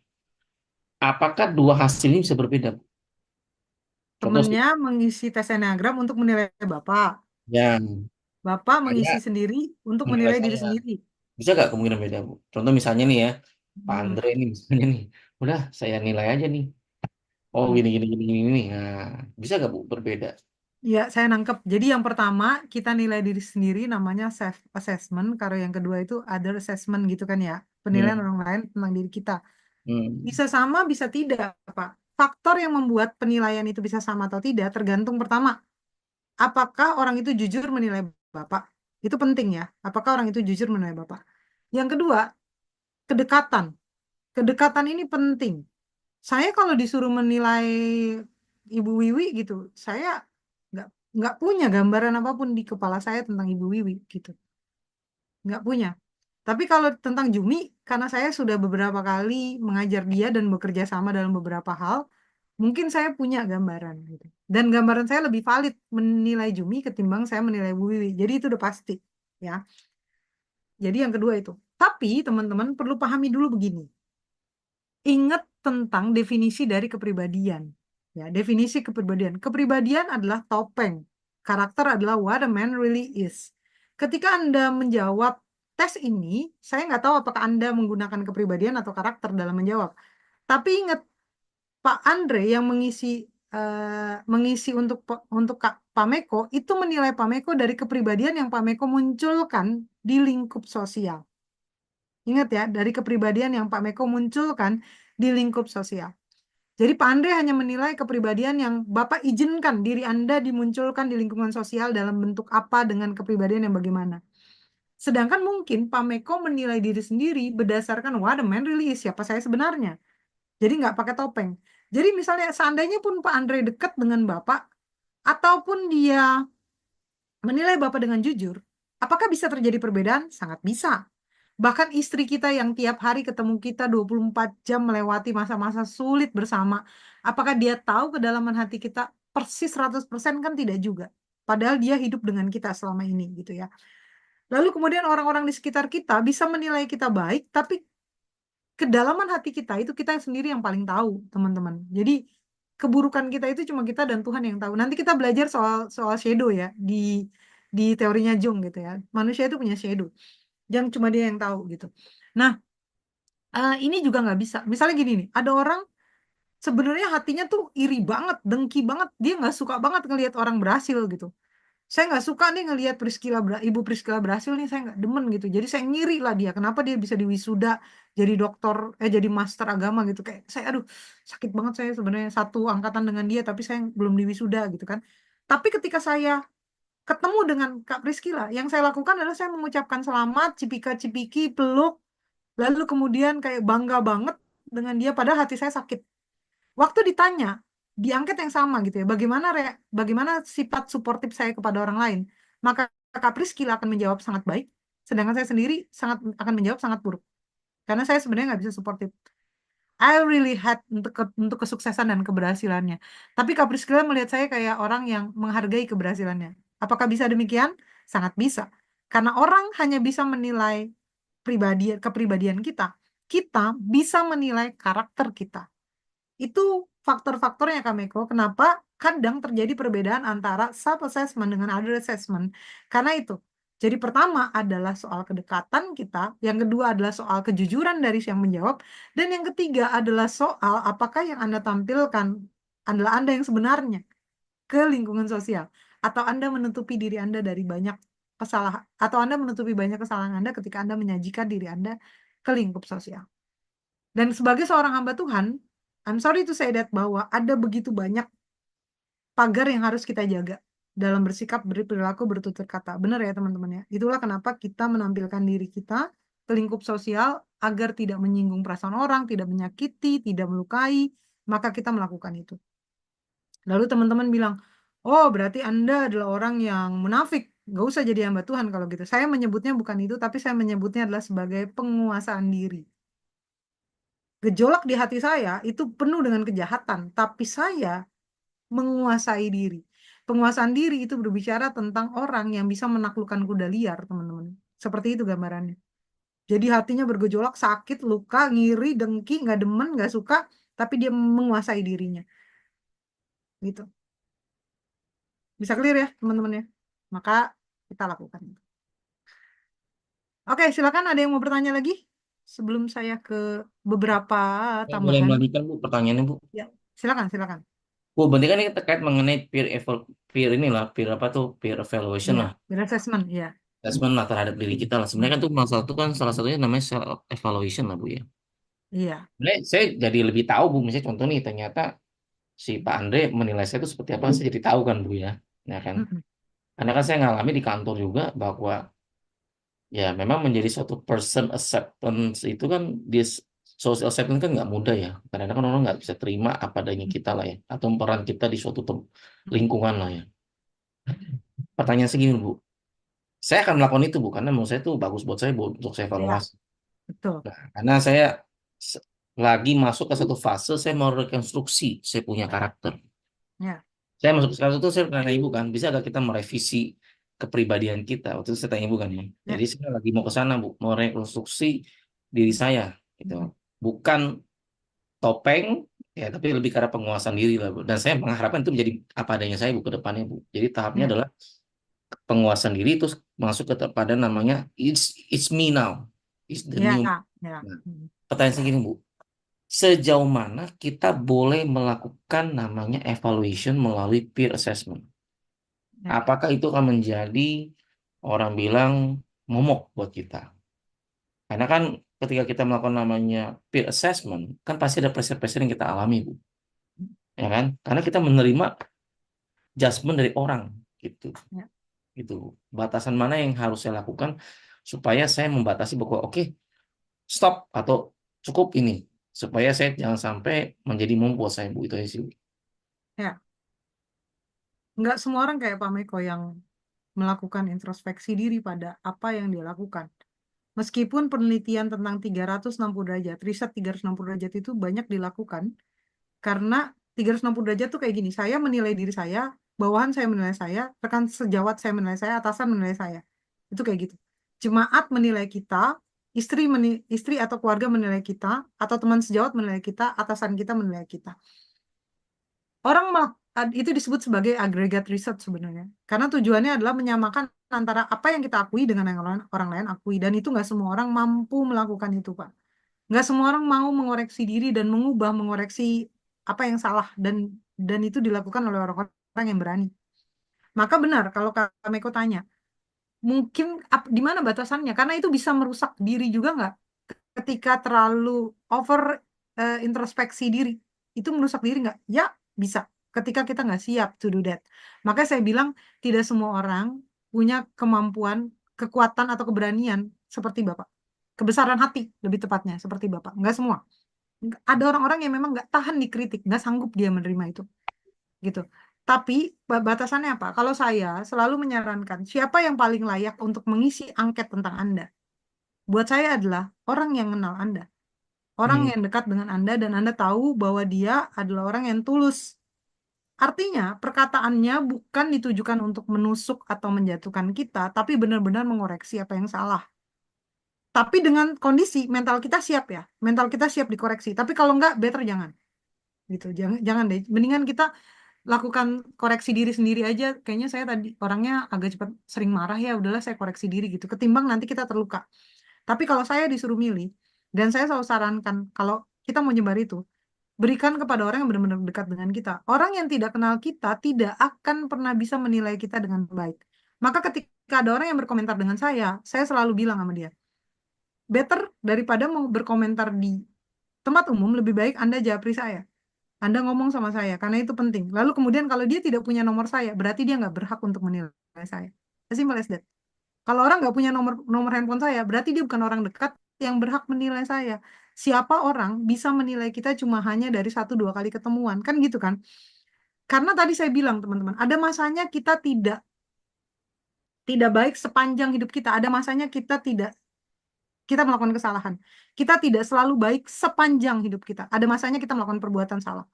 Dan tidak bisa karena satu kesalahan itu tergeneralisasi ke seluruh kehidupan kita. Tidak bisa, teman-teman. Makanya memang koreksi paling penting adalah ketika itu datang dari orang-orang yang benar-benar mengenal kita. Artinya, kalaupun kita marah sekali seumur hidup, lalu dilihat oleh orang banyak, maka orang banyak akan mengatakan kita tukang marah. Padahal teman-teman kita akan mengatakan, enggak, gue tahu orangnya ya ampun humble banget. Enggak kayak gitu, orangnya itu sabar banget ya Tuhan. Tapi orang yang pernah ngelihat kita marah sekali itu, hanya sekali dan dia tidak kenal kita, akan mengecap kita demikian. Itulah kenapa kami kok makanya memang penting sekali kita punya kemampuan untuk pertama menerima masukan, yang kedua menyaring siapa yang harus memberikan masukan tersebut. Saya punya orangnya, jadi saya punya teman dekat yang memang sangat bisa membuat masukan ke saya karena pertama dia orang yang dekat dengan saya, yang kedua dia adalah orang yang berani mengatakan dengan jujur apa yang kurang dari saya tanpa takut hubungan kita buruk. Jadi buat saya itu jauh lebih baik. Di usia seperti saya, sebenarnya orang sudah independen dan tidak bergantung dengan siapapun. Tapi kenapa saya butuh mentor? Karena kadang saya nggak tahu kalau saya salah. Itu penting banget. Gitu. Karena kayak saya merasa kayak bener aja. Yang tadi Kameko bilang bener banget. Kadang kita ngerasa bener gitu ya. Kita ngerasa apa yang kita lakukan udah sempurna. Tapi yang bisa melihat kekurangan kita adalah orang lain. Tapi kalau orang lain itu adalah orang terdekat kita yang berbicara, maka itulah benar kekurangan kita. Karena memang dia mengetahui seluruh hidup kita. Gitu. Orang nggak akan nilai kita tukang marah karena dia kenal seluruh hidup kita. Tapi orang yang baru ngeliat kita marah sekali, dia akan mengecap itu seumur hidup kita gitu. Jadi batasannya di situ sih kalau menurut saya Kameko. Oke, terima kasih Bu. Terakhir Bu, pertanyaan saya Bu. Ya. Sejauh mana terkait tes kepribadian ini kita bisa lakukan di gereja? Karena kan kalau sesuai dengan iman Kristiani Bu ya, yang bisa mengubah kita kan adalah pengenalan akan Tuhan. Ya kan? Nah, sedangkan kalau kita melakukan tes kepribadian, itu kan kita seolah-olah meneropong dari sisi bukan Tuhan atau bukan agama nih. Nah, tapi saya melihat bahwa kalau nggak kayak begini, banyak pemimpin-pemimpin muda itu bermasalah, Bu. Contoh bukan saya di cabang saya kan saya termasuk orang yang suka rekrut orang melayani. Saya tuh udah kayak headhunter, Bu. Ketemu orang, ya terus saya istilahnya udah saya tik nih. Habis itu saya mulai nih lihat kondisi dia, keluarganya. Saya banyak ngobrol sama dia, tapi saya selalu cari yang yang laki Bu, ya kan, karena kan kalau beda Hmm. lawan jenis tuh nggak bagus lah. Udah, dari situ saya kadang-kadang melakukan coaching, ya kan, pendampingan dan sebagainya. Nah, tapi saya tahu Bu bahwa kalau ini anak nggak dikoreksi, ke depan kalau jadi pemimpin bermasalah Bu. Nah, tapi kadang-kadang kan kita mengkoreksikan, orang kan bilang itu kan judgement lu sendiri. Walaupun kita dekat sama dia Bu, yang ibu bilang, nggak semua orang kan siap dikritik. Dan kan tes kepribadian adalah secara ilmiah, kecenderungan lah, kita nggak bilang 100% lah. Tapi kan itu adalah sesuatu yang akhirnya orang mudah terima. Pertanyaan adalah sejauh mana hal ini dianggap tidak melanggar keimanan dalam Kristus. Itu sih Bu, karena mau dipraktekkan dalam gereja Bu, itu sih. Ya. Sebenarnya gereja yang melakukan tes kepribadian tuh udah banyak, Pak. Jadi banyak gereja yang melakukan tes kepribadian kepada Di gereja saya sih jemaatnya. nggak ada sih. Kita termasuk di gereja saya nih Bu ya. Hmm, Salah satu profesi yang dihindari itu psikolog. Psikolog. Zaman saya waktu masih muda Bu ya. Hmm. Kamu jangan ambil psikolog ya, psikologi ya, karena itu kamu ngelatih jiwa kamu. Wah. Nah, akhirnya kalau nyari psikolog di gereja saya Bu, langka Bu, bisa dihitung jari Bu. Ya, ya, ya. Ya, ini kalau gereja saya Bu ya, sekarang Bu. Ya, benar ya. Jadi ada beberapa orang yang memang masih ini ya. Tapi nggak apa-apa Pak, saya coba jelasin ya sedikit ya tentang ini. Pertama adalah ini kan hanya memotret kepribadian orang, bukan meramal. Jadi it's very different dengan meramal. Hasilnya juga dianalisa berdasarkan jawaban kita, bukan berdasarkan spekulatif. Jadi bukan kayak kira-kira gitu ya. Nah, ketika ada hasil, apakah itu mengubah orang? Enggak, itu hanya memberitahu posisi orang itu. Kamu begini sebenarnya posisinya. Jadi memberikan gambaran tentang dirinya dia. Agen perubahan tetap, sumber perubahan itu tetap dari Kristus, dari Tuhan. Itu benar, tetap gitu ya. Saya cuma mengenal bahwa saya punya kepribadian demikian, tapi perubahan itu berasal dari Tuhan. Tapi yang kedua, yang perlu saya ingatkan bahwa mengenal kepribadian itu bukan berarti kita jadi dosa. Karena kepribadian jenis apapun ya, bagian apapun ya, kepribadian yang kita punya itu benar. Itu benar. Dan Tuhan menciptakan kita dengan berbagai jenis kepribadian yang berbeda-beda karena bukti kreativitas Allah ketika menciptakan manusia. Maka ada orang yang senang tampil gitu ya untuk melayani di bagian itu, ada orang yang suka menganalisa, ada orang yang suka memimpin karena Tuhan ingin menempatkan kita pada bagian-bagian yang tepat. Jadi clear dulu ya ini ya. Nah, jadi mengetahui kepribadian kita bukan berarti kita merasa jadi berdosa karena kepribadian kita demikian. Tapi justru kita memahami kita siapa sehingga kita bisa mengikis yang salah dan membetulkan dan meneruskan yang tepat untuk dipakai pada porsi dan bidang yang tepat. Lalu yang kedua, yang ketiga, psikologi adalah ilmu yang berasal dari kebaikan Tuhan kepada manusia juga untuk kita mengenal sesama manusia. Jadi itu bukan ilmu yang sifatnya menyesatkan meskipun ada beberapa orang yang salah dalam mengaplikasikan psikologi. Ya, seperti yang kita udah pelajari soal pseudoscience kemarin yang menganggap itu psikologi gitu ya. Tapi pada dasarnya hikmat Tuhan itu muncul dalam banyak hal. Misalnya gini, ada perwahyuan umum dan ada pewahyuan khusus. Teman-teman paham ini. Pewahyuan khusus adalah ketika Tuhan berbicara kepada manusia melalui Yesus Kristus. Itu udah pasti, pengorbanannya, kematiannya. Tapi kalau pewahyuan umum, di mana Tuhan berbicara kepada manusia melalui ciptaannya, melalui ilmu pengetahuan, melalui teknologi tentang keberadaan Allah. Jadi memang kenapa ada orang yang jadi dokter? Ya karena Tuhan mengizinkan itu ada gitu untuk menolong umat manusia yang sakit misalnya. Kenapa ada psikolog? Karena Tuhan mengizinkan untuk orang bercerita satu dengan yang lain. Dan kemudian memecahkan masalah dan kemudian membantu orang mencari solusi demikian. Tapi perlu dipahami demikian teman-teman. Kita ini manusia biasa. Saya sebenarnya senang sekali kalau kita bisa mengatasi permasalahan kita. Tapi firman Tuhan berkata, roh memang penurut, tapi daging itu lemah. Jadi kadang kita juga tahu kok jalan keluar dari masalah ketika kita dipukulin sama papa kita. Itu ujungnya adalah pengampunan. Ya kita tahu. Tapi luka itu kan sifatnya menetap dalam diri seseorang. Dan Tuhan mengizinkan ilmu ini ada. Dan orang-orang ini ada untuk menolong orang mengurangi rasa sakit itu. Lalu kemudian membawa orang lain ke dalam kondisi di mana dia bisa berbagi kayak gitu. Jadi seperti ketika saya punya masalah, ternyata ada kawan saya yang mendengarkan cerita saya rasa itu juga bagian dari kebaikan Tuhan ke saya gitu ya, karena ada orang yang merasakan itu. Jadi perspektif ini sebenarnya yang harus kita miliki gitu ya. Kenapa Anda jadi konselor? Ya karena pada dasarnya kita tahu bahwa harusnya secara roh manusia itu tidak jatuh ke dalam masalah gitu. Karena kita udah tahu harusnya dipukul mengampuni, punya istri tidak selingkuh, disuruh pegang duit tidak korupsi, tapi daging itu lemah. Dan kadang ada hal-hal yang tidak diselesaikan oleh manusia, gitu ya. Karena pertama Pak, tidak semua orang berada pada kondisi level rohani seperti kita. Ada orang-orang yang di bawah level rohaninya, nggak bisa melihat Tuhan yang tidak terlihat itu, gitu. Jadi ini yang masalah ya. Dia tidak bisa melihat Tuhan yang tidak terlihat, maka dia bunuh diri.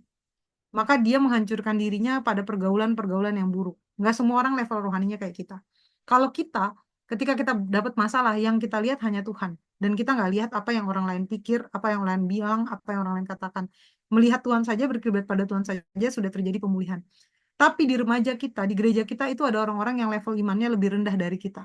Yang ketika dia punya masalah, dia bisa bunuh diri, dia bisa melakukan hubungan seksual, dia bisa narkobaan, dia bisa kabur dari rumah, dia bisa melakukan kriminalitas. Disitulah Tuhan mengutus kita untuk berbicara kepada mereka sebagai seorang sahabat. Dan disitulah ilmu psikologi sebenarnya diciptakan Tuhan untuk kebaikan manusia dalam hal ini. Saya jadi ingat ketika Yesus berbicara dengan seorang perempuan Samaria ketika dalam konteks yang air kehidupan itu ya teman-teman ya. Dia berbicara dengan seorang perempuan yang punya 5 suami. Bagaimana Yesus melakukan pendekatan kepada dia? Coba lihat, baca lagi, itu sangat psikologis banget.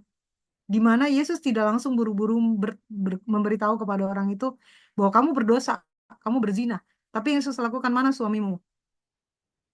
Yesus menanyakan soal suaminya. Dan ketika itu perempuan itu baru sadar gitu, bahwa dia adalah seorang yang punya banyak suami. Di situ memang yang Yesus sentuh adalah rasa insecure-nya dia yang selama ini dia punya. Lalu kemudian Yesus ingin memberitahu bahwa aku adalah orang yang memahami ini dan mengerti ini. Lalu kemudian dia berbicara tentang air hidup di situ. Itu sangat psikologis banget. Jadi sebenarnya kalau buat saya, Pak, psikologi itu adalah bagian dari pewahyuan umum dari Tuhan untuk kita. Sebenarnya selama itu dipakai untuk kebaikan. Ada nggak ilmu-ilmu pengetahuan yang dipakai untuk kejahatan juga? Ada, ketika orangnya jahat, menggunakannya untuk kejahatan. Gitu, menggunakannya untuk jauh dari Tuhan. Ya udah lalu nggak usah ke Tuhan lah, ke psikolog aja gitu. Ada, Pak.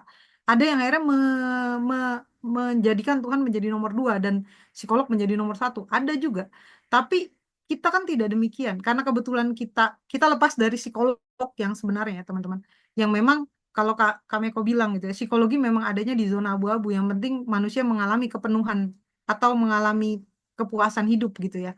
Tapi kita kan orang-orang di lingkungan pastoral yang akan membawa pendekatan pada jiwa, itu bukan pada kepuasan pribadinya yang disebut dengan subjective well-being teman-teman, jadi kepuasan pribadi, tapi bagaimana dia menjadi anak Tuhan yang mengalami sukacita dan damai sejahtera.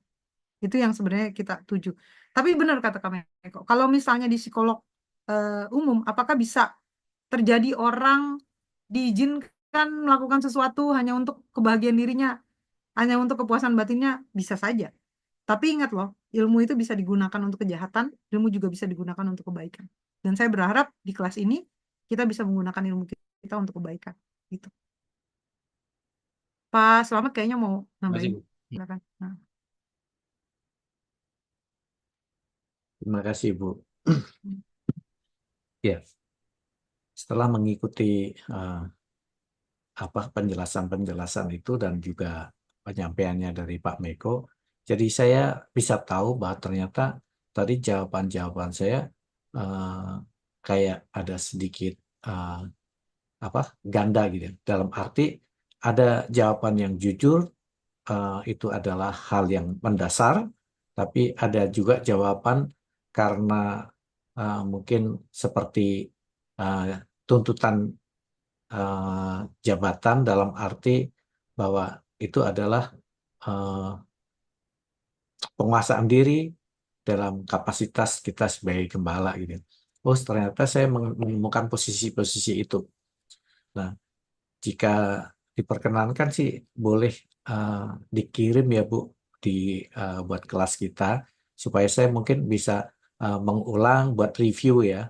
Nah, kenapa? Ini saya butuhkan karena saya mendapati lebih dari 7 orang yang baik sekolah di pastoral counseling ataupun juga yang di sekuler di umum psikologi. Saya mendapati justru di antara mereka itu hidupnya nggak sesuai dengan materi yang saya dapatkan ini gitu. Dalam arti baik di dalam konseling krisis, materi-materi buku bacaannya atau buku referensinya, ataupun juga konseling pranikah, ataupun di psikologi kepribadian. Nah, saya sangat diberkati melalui kuliah kemarin Pak Frans dan Pak Janes, filsafat ilmu. Nah, di situ tantangan untuk berpikir, Bu, ternyata saya harus melakukan sebuah perubahan.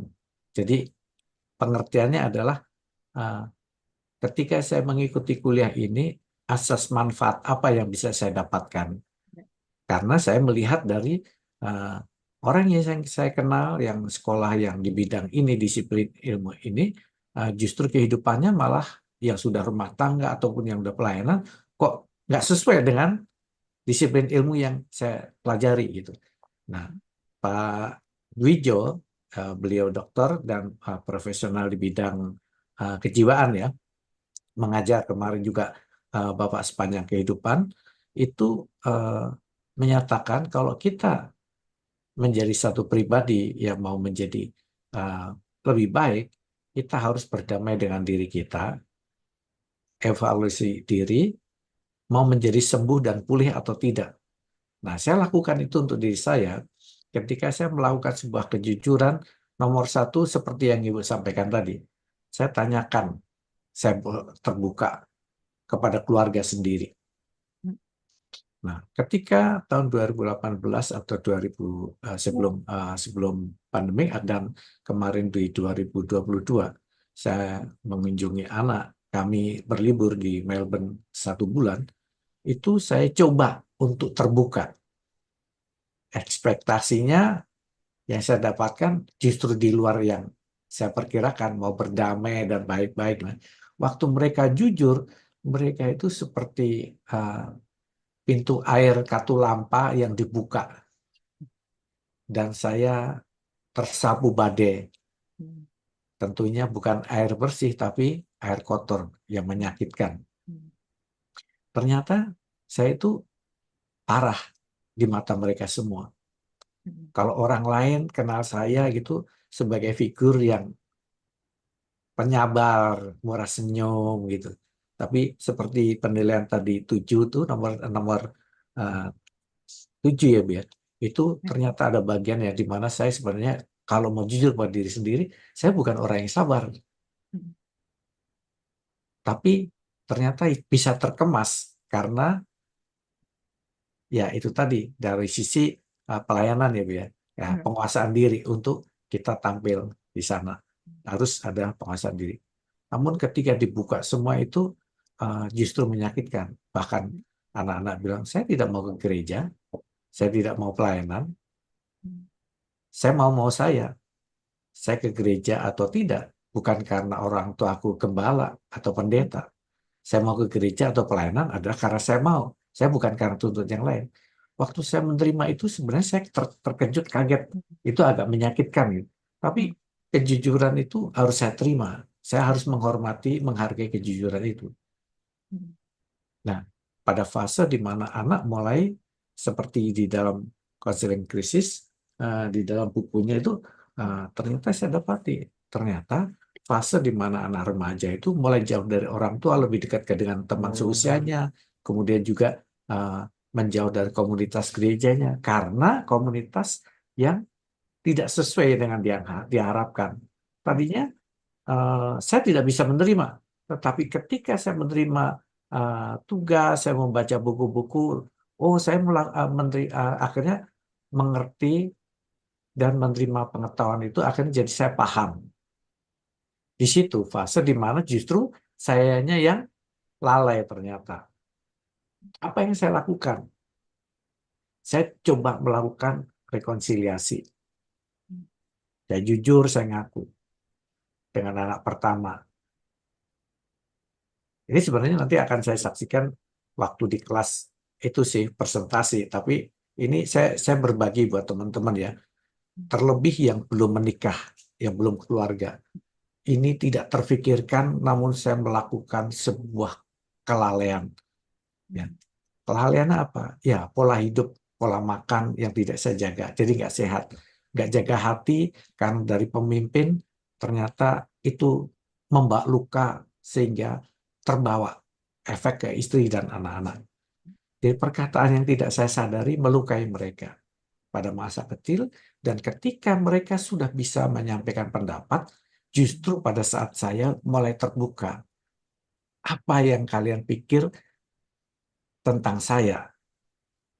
Waktu dibuka itu semua, saya bilang ini sudah lost 19 tahun ke atas. Waktu jujur, mereka menyampaikan segala luka, terluka. Yang saya rasa, saya baik. Malah justru dibilang, papa mama itu terlalu baik buat orang lain. Tapi kami terabaikan. Selalu, ingat ya, Bapak kasih Tuhan yang terlebih yang melayani yang masih single ya. Wah, ini nomor satu tuh Tuhan. Saya terlalu goblok, terlalu bodoh. Ini utama buat Tuhan. Nomor satu Tuhan. Keluarga itu pokoknya tinggal. Saya tinggal ke Turki, ke Taiwan, ke Israel, ke Singapura. Ternyata waktu saya saksikan semuanya, merasa diberkati, tepuk tangan. Tapi saya lihat, saya renungkan dari perkataan anak-anak saya bisa flashback. Bahwa mereka ketika mendengar saya lagi di mimbar, mereka dingin semua. Karena mereka tidak pernah diajak.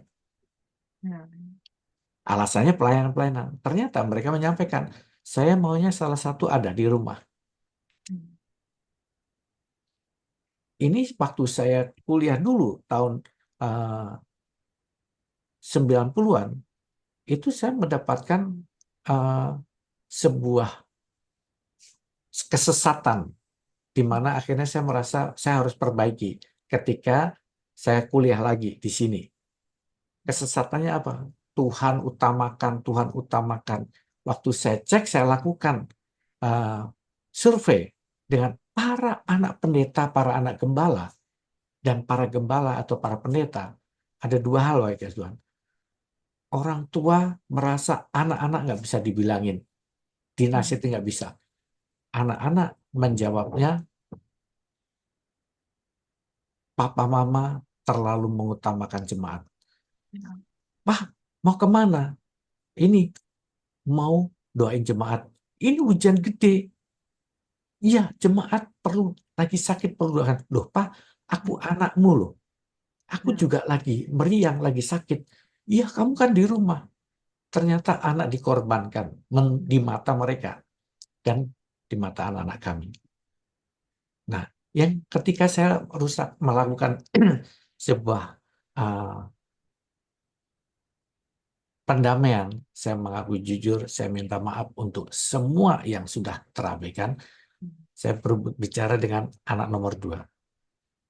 Ya, aku sih udah anggap selesai kok, Pak. Loh, kacamata kita sebagai hamba Tuhan harus berdamai. Jangan dianggap, ayo kita rekonsiliasi. Kalau dia enggak, ya udah kalau gitu, Papa minta maaf. Boleh enggak? Kelihatannya rohani, baik kita doakan Papa. Dia ketawa agak jeda sedikit, sepertian lama. Dia jawabnya, Papa aja. Itu saya terpukul, baik. Seperti pisau yang tertusuk. Ya udah, yuk kita doa. Saya duluan, kemudian dia. Apa yang dia sampaikan? Tadinya dia nggak banyak ngomong, justru dia bicara lewat doa. Terima kasih Tuhan, Papa sudah mau belajar untuk ngaku, untuk terbuka. dan terima kasih Papa mau belajar kuliah lagi, kiranya Papa menjadi semakin bijaksana. Itu saya seperti dipotong leher saya dan hati saya dipotong. Tapi ya, itu sebuah konsekuensi dari kejujuran ketika kita mau berdamai. Saya mau sembuh. Tapi di akhir endingnya, closingnya, dia berkata lewat telepon, I love you, Pak. Hmm. Nah, setelah itu saya telepon anak nomor 2. Nggak diangkat-angkat, yang ketiga kali, kemudian eh, dia telepon balik. Sorry, Pak, aku lagi habis pulang kuliah. Dia ambil MBA di Australia. Nah, saya cerita, saya terbuka. Wih, jawabannya seperti yang saya harapkan. Karena dia juga uh, jadi terapis melalui pengalaman hidupnya dan dia belajar. Setelah itu dia punya banyak klien ya. Yang ada yang dari Amerika, ada yang dari Indonesia, ada yang di Australia. Satu hal yang luar biasa adalah ketika saya sampaikan, sorry ya, Papa nggak bisa jadi teladan, Papa nggak bisa jadi contoh. Ya, dia sampaikan jujur semua, terbuka, karena dia juga terapis. Ya. Tapi dia bilang, Papa nggak perlu malu, Papa nggak perlu rasa bersalah lagi. Itu yang sudah, dan yang penting kita udah berdamai. Tapi aku mau sampaikan ke Papa, aku bangga punya Papa yang mau terbuka, yang memperbaiki. Ini sebuah kedewasaan kita bersama, Pak. Puji Tuhan, anak saya umur 28 dan dia menyampaikan hal itu. Jangan salah, baik ya Tuhan. Dan dia masih rutin terapi dengan di sana rumah sakitnya seperti namanya rumah sakit jiwa. Tapi waktu saya dengar itu kayak kaget itu, nggak apa-apa Pak, itu nggak bukan sesuatu yang harus malu kita mengakui kok, karena uh, kita sering mengalami kesesatan ataupun luka, tapi ketika tekanan hidup semakin tinggi itu akan menunjukkan siapa kita. Tapi saya mau sembuh dan puji Tuhan hidupnya boleh menjadi berkat. Nah, saya telepon bukan telepon, pas lagi kelas begini, uh, anak saya pulang yang nomor 3, saya mau berdamai, saya sampaikan, ini, waduh, boy, kan lebih sakit. Bahasa tubuhnya, matanya tajam, curiga. Fase sekarang adalah ya menarik dari aktivitas yang saya mau, tapi dia memilih apa yang dia mau, aktivitas di gerejanya. Dan waktu saya ngomong, dia bilang, oh ya. Terus dia naik ke atas ke kamar. Saya bilang, wow, nggak pakai closing, nggak pakai doa, dingin. Nah, tapi Bapak kasih Tuhan, yuk kita mau jujur dengan diri kita, mau terbuka. Karena itu sekalipun menyakitkan, tapi itu membawa kesembuhan. Ya. Karena justru sekarang, setelah fase itu, justru dengan yang ketiga, anak saya itu nomor 3, dia mau lewat, mau turun, dia ngomong, menyapa. Setelah perang dingin mungkin hampir sekian tahun.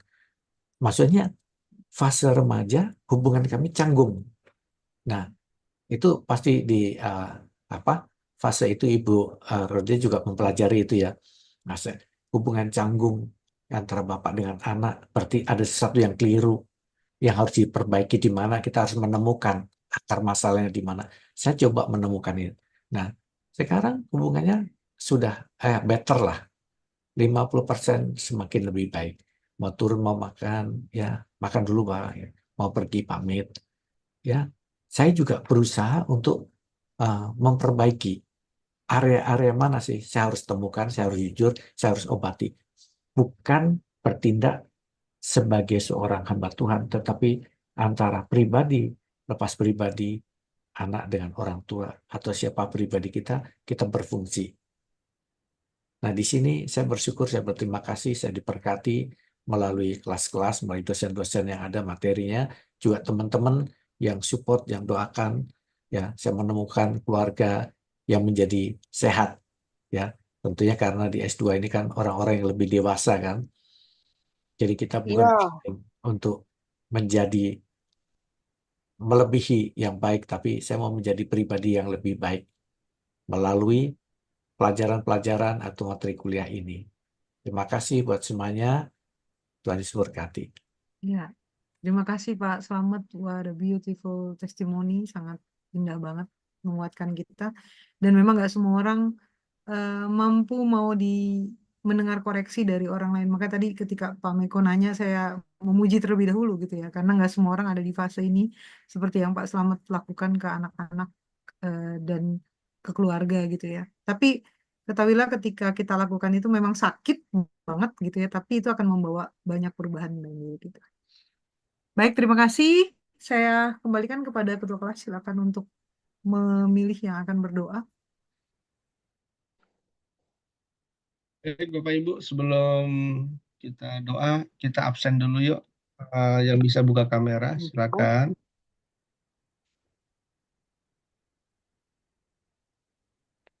Ibu Jumi, apa Ibu Jumi sudah lagi di perjalanan pulang kali ya? Ya, dalam Baik, perjalanan. 1, 2, 3. Oke, terima kasih.